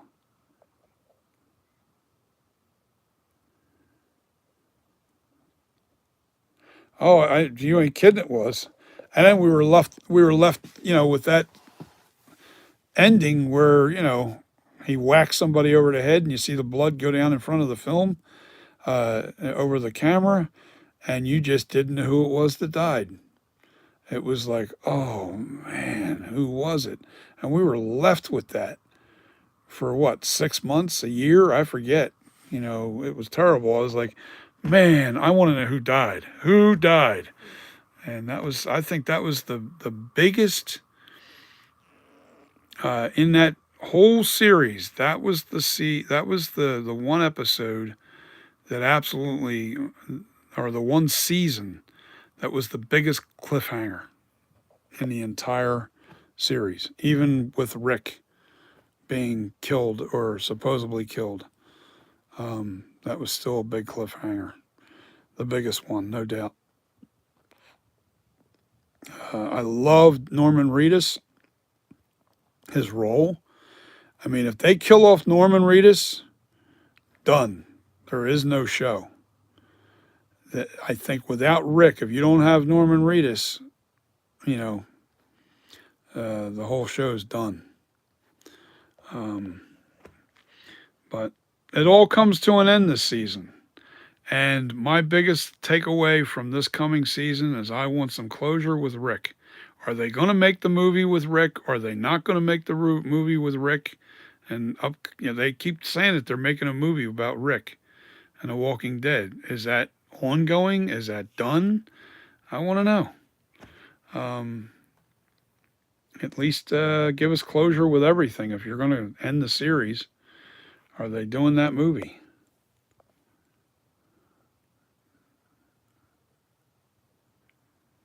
Well, I know he's not coming back to the series, but I want to know what took place. Where is he? What happened to him?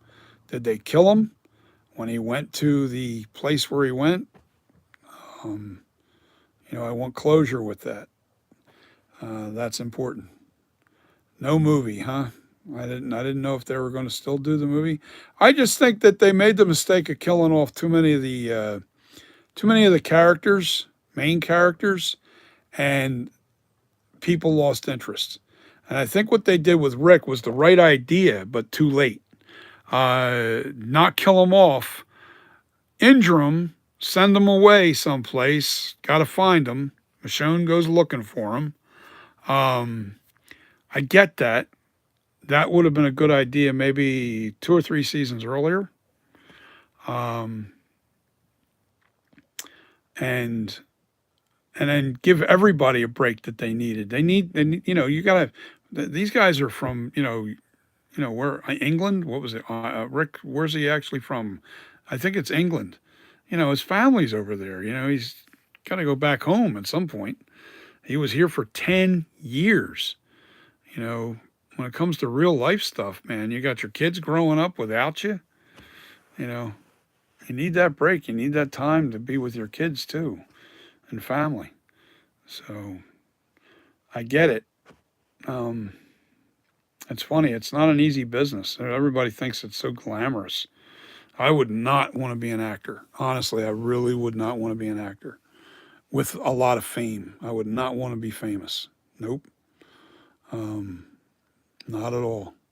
Can't go nowhere without being recognized. Can't even go and enjoy a dinner someplace without being recognized. It just there's people that are so famous, and I know one personally that, and I don't really share that information because I don't like people asking me a million questions about them. But they have to dress up in disguise to go anywhere, and I don't envy that at all. You can't even go to a store to without being gawked at or talk. Can you sign my autograph? I mean, come on. I went out with him one time and I went, oh my God, how do you do this? And he's like, well, you see what I got on, don't you? Yeah. Holy God. No, and I'll never expose who it is because I don't want anybody asking me questions about his personal life. Not going to happen. Um, I'd never reveal that. But I know what they live with. And I would never want that. Not in my life.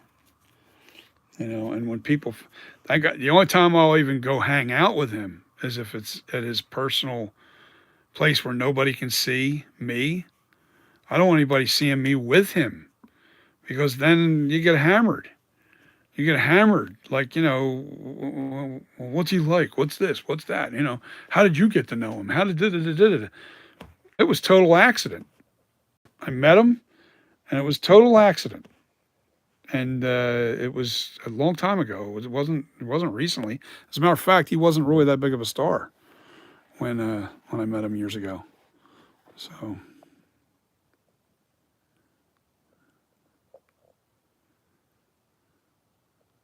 yeah, the paparazzi stuff is nuts, man. You know, this guy that I know wasn't a big actor when I met him.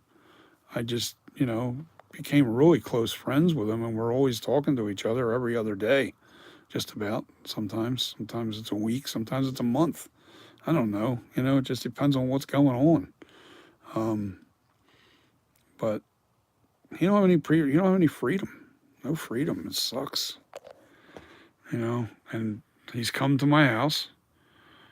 Have him spend the weekend, but he still has to go out in disguise. So it's terrible. And this is years ago. He hasn't been to my house in quite some time because now his fame is so big, he really can't go anywhere. So it's like it sucks. I get annoyed with it because it's sad. It sucks when you can't, you have a really good friend and you can't hang out with them because we're all human. We're not regardless of who we are and where our status is in our life. We still all want the same kind of things.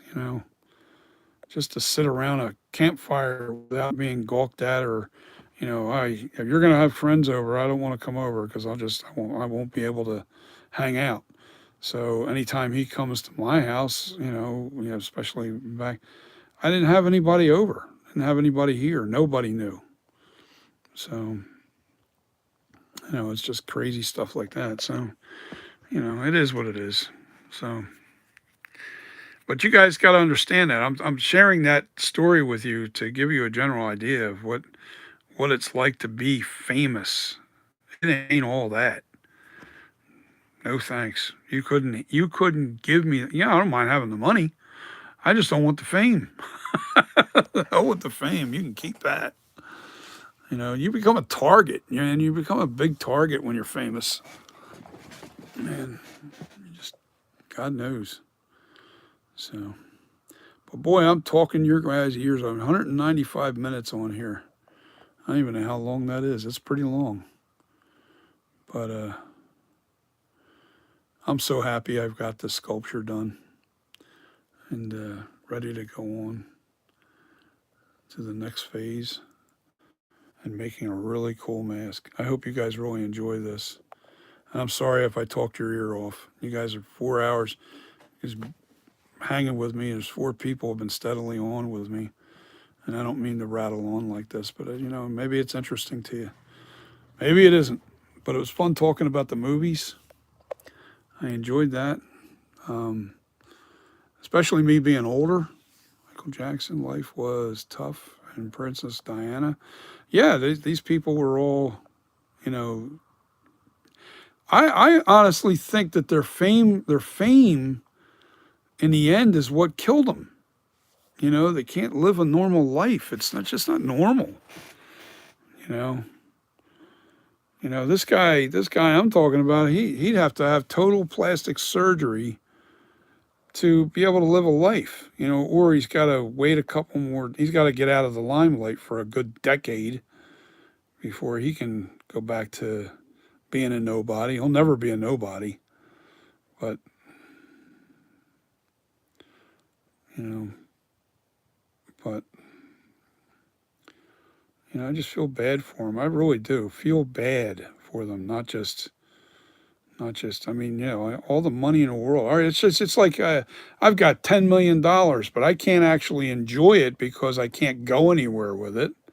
You know, maybe my kids will get to enjoy it. Maybe I'm just saying, you could be rich beyond belief, but having no way to enjoy your life because you have to hide, you know, you're walking around in disguises, and I mean full-blown disguises, so people don't recognize you.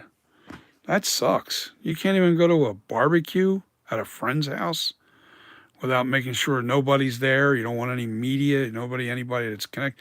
I mean, and everybody today, they got a phone, and they instantly put you on. Oh man, you ain't gonna believe who I met, and he's hanging out right here, and he's in well, I'm not gonna say where I'm at, but you know, he's right, at my house right now, and man, you won't believe it. Da, da, da, da.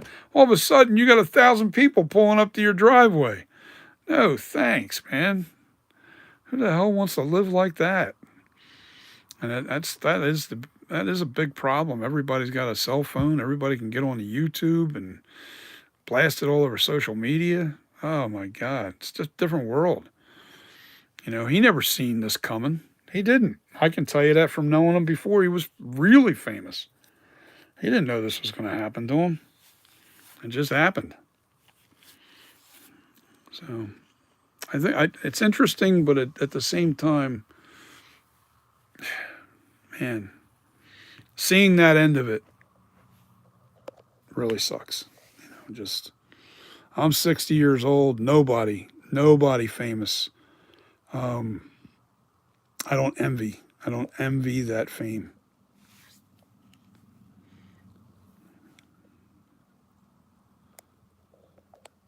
Jamie Lee is a secret friend? Probably. I don't know who he knows. I know who he knows and who he doesn't know, but I'm not the type of guy that says, "Well, what's he like or what's she like?"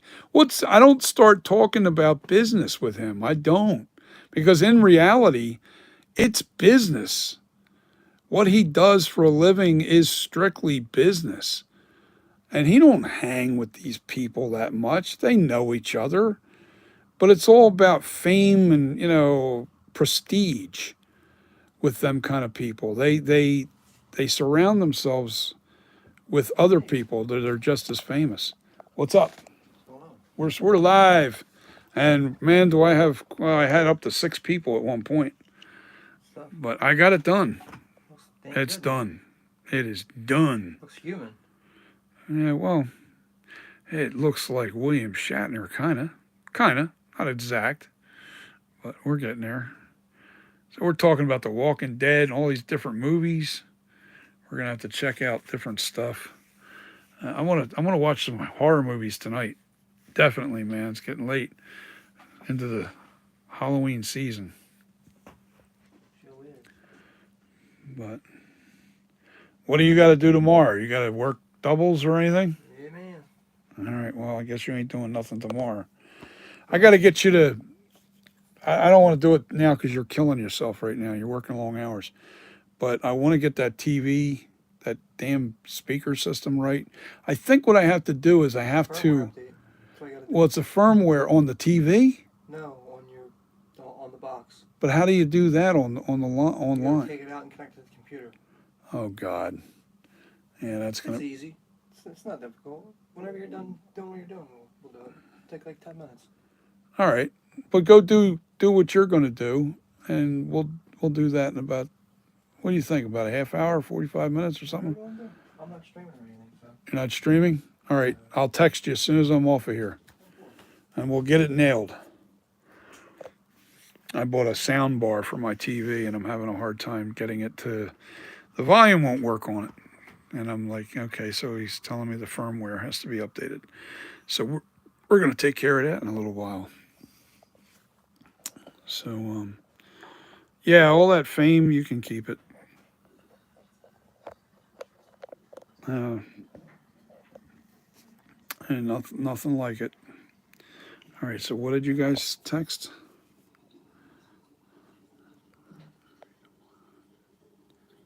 Debbie does Dallas. Holy shit. Bo, you sound like you're almost my age.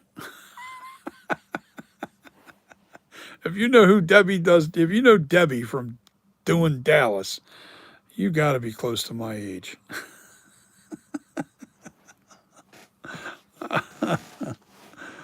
Man, talk about some old school. Holy God. That's almost as bad as, what was it, Deep Throat. Oh my God. You know, it's funny, when I was young, you can always see those kind of films in what do they call them? Stag houses? There was one in Atlantic City, and it was the first one and only one I've ever been to. Man, and that was disgusting. Guys are all in there jerk. I'm not going to say it out on the camera here, but you know what I'm talking about. And I'm like, what the hell? But I got to say this, it was really funny. And the reason why is because I was sitting in the back of the audience, and this particular uh, X rated film was in 3D. Everybody had glasses on. And they purposely hid the couple behind this lampshade, and people were literally trying to get up out of their seats and trying to look over top of this lampshade. I just started cracking up and we left. I was like, it was just humorous to me. Uh, but never really went back to something like that because, man, there's some really whacked out, weird people going to those places. I was real young. I was probably like 19 years old when I went into one of those. And just to see what it was like. Oh my God, sick. Sick, demented stuff. But anyway, um, yeah, I think we covered just about everything, huh? Oh my God. Debbie does Dallas. And Deep Throat. I always thought those things were disgusting anyway. Um, I don't mean that, and I don't know about you guys, but I can't stand hairy anything. Give me the runway. That's it. Either the runway or nothing. Runway or nothing. I don't have to say exactly what I'm saying here. You guys know what I'm talking about. Runway or nothing. And them years are behind me anyway. I'm 60 years old. I'm not really into it as much as I used to.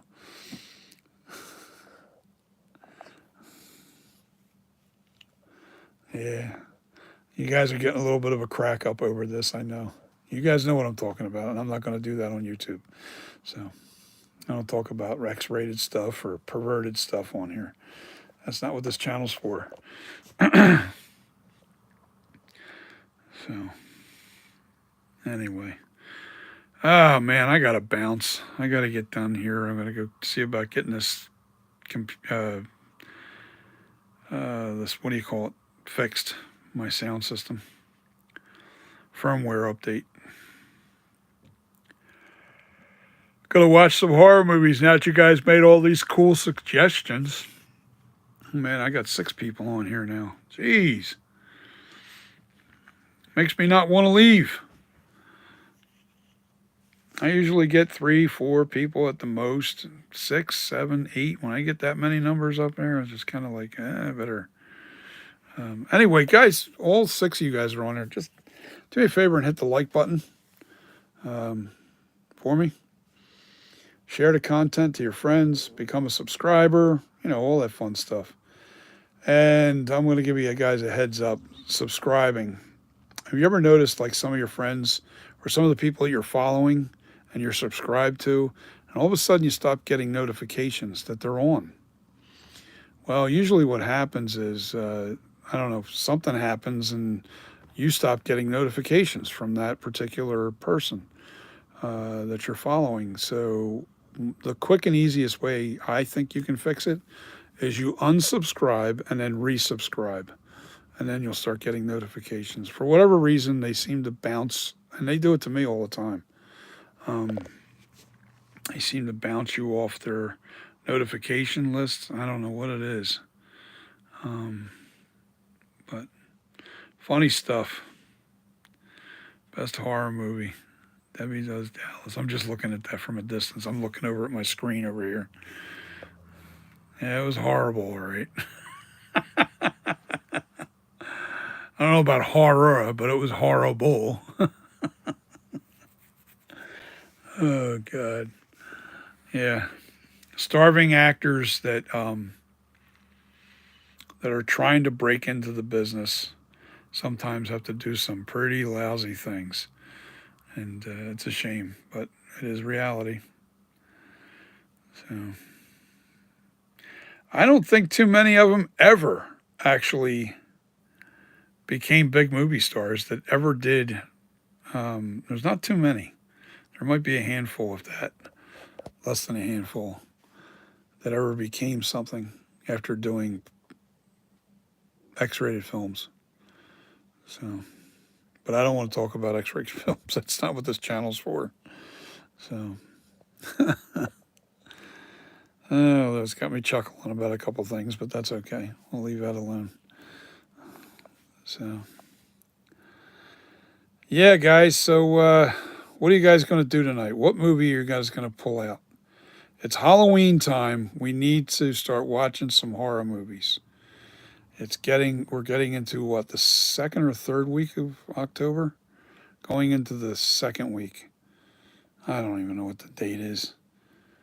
I think we're into the second week. I forget. I've been so busy trying to get everything done and working on the backyard and doing all these things. And there's just so much going on. I mean, look at this mess. All this stuff came off my back deck when I had to rip off the back deck. I had to organize everything. All that stuff, it's all over here on the tabletops. I got to get these records out of here. I'm going to get all those records and put them upstairs and utilize all those shelves with all the stuff that's laying around here. So that's what I got to do. There's a lot that has to be done. And believe it or not, everything that's in this room, everything I use, I really do.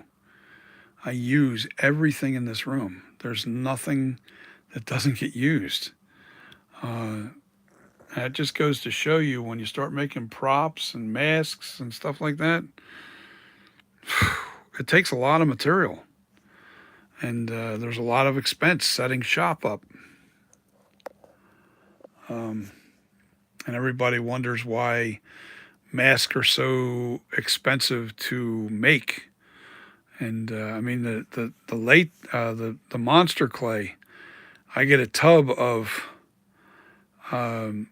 monster clay. It's $40 a tub, and it takes about 6 tubs to make sure that I have plenty of monster clay for odd and end things on top of the sculpture. I always order about 6 tubs of clay. And that's basically, but see, the monster clay, you just keep reusing. You don't have to, as long as you clean it up, you have to get all the stone off of it and everything. But I'm losing my voice because I've talked too much. Man, I didn't expect to talk this long. But that's okay, guys. I enjoy your company, and I enjoy talking to you guys. If you guys enjoy listening, I guess, and texting, and I try to reply to your texts.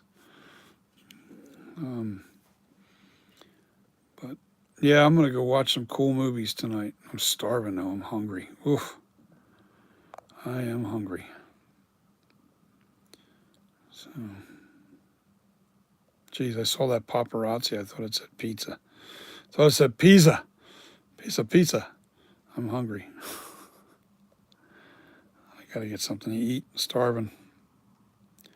So 211 minutes I've been on. 211 minutes and 30 seconds. Anyway, guys, I'm gonna say thank you.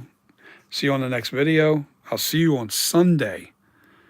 I'm not going to show you the dividing wall and all that stuff. I'll show you what it looks like after I'm done. Midnight Club on Netflix. Started watching Midnight Club on Netflix. I'll have to check that one out.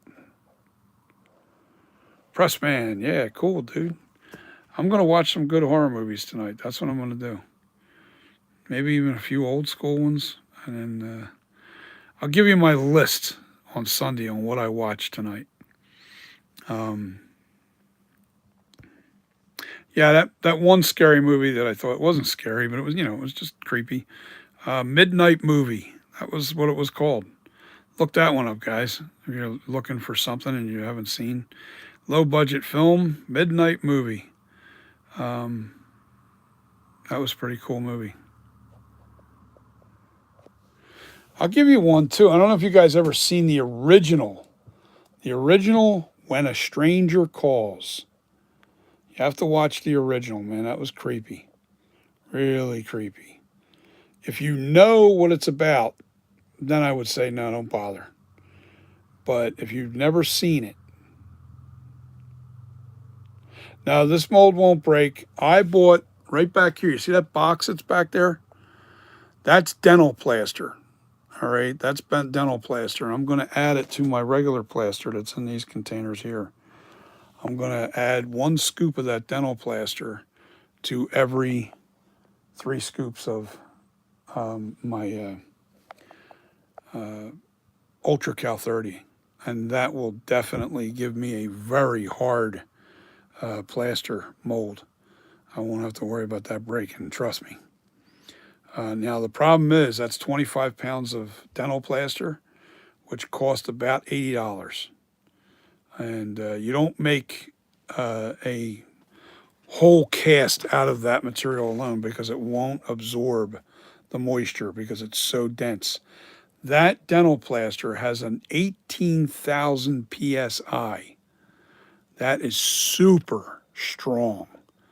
And if you add 1 scoop to every 3 scoops of this, that's going to add so much more strength to my mold. And when I go to pull it apart, I won't have any problem. I should be in good shape when it comes to demolding this. I don't blame the strength of my Ultra Cal 30. I just know what I did. I did wrong. And I made the mix too thin. That's really what went wrong. The mix was too thin. And now I know that I'm going to make a very thick mix. There's going to be plenty of stone in with the water. And I'll brush into the details. I'll make sure that the everything's good. Yes, man, Angelo. I'm getting ready to jump off of here now, so that's cool. And then we'll take care of this. We're going to take care of my problem with my speaker system for my TV outside in my living room. Anyway, guys, peace. Thanks for watching. Share the content. Hit the like button. Tell your friends about the channel. And what we're trying to achieve here is make a really great Michael Myers mask, and it's called the NightCreeper 78, and it's made by my company called Custom Corpses. So, and I'm going to be doing a lot more content. There's going to be a lot more things that I'm going to be doing other than sculpting and mask making. I'm going to be making cosplay costumes. I'm going to do some overhauls. I'm going to overhaul the Trick or Treat Studios ends mask. That's the ends mask right there. As a matter of fact, I got to hang it back up so it doesn't get deformed. It's got the little bunch, the bulge on the top of the head, it's dented a little bit. I got to put it back up so it doesn't stay that way. I'm actually going to overhaul the 2018 that I have too.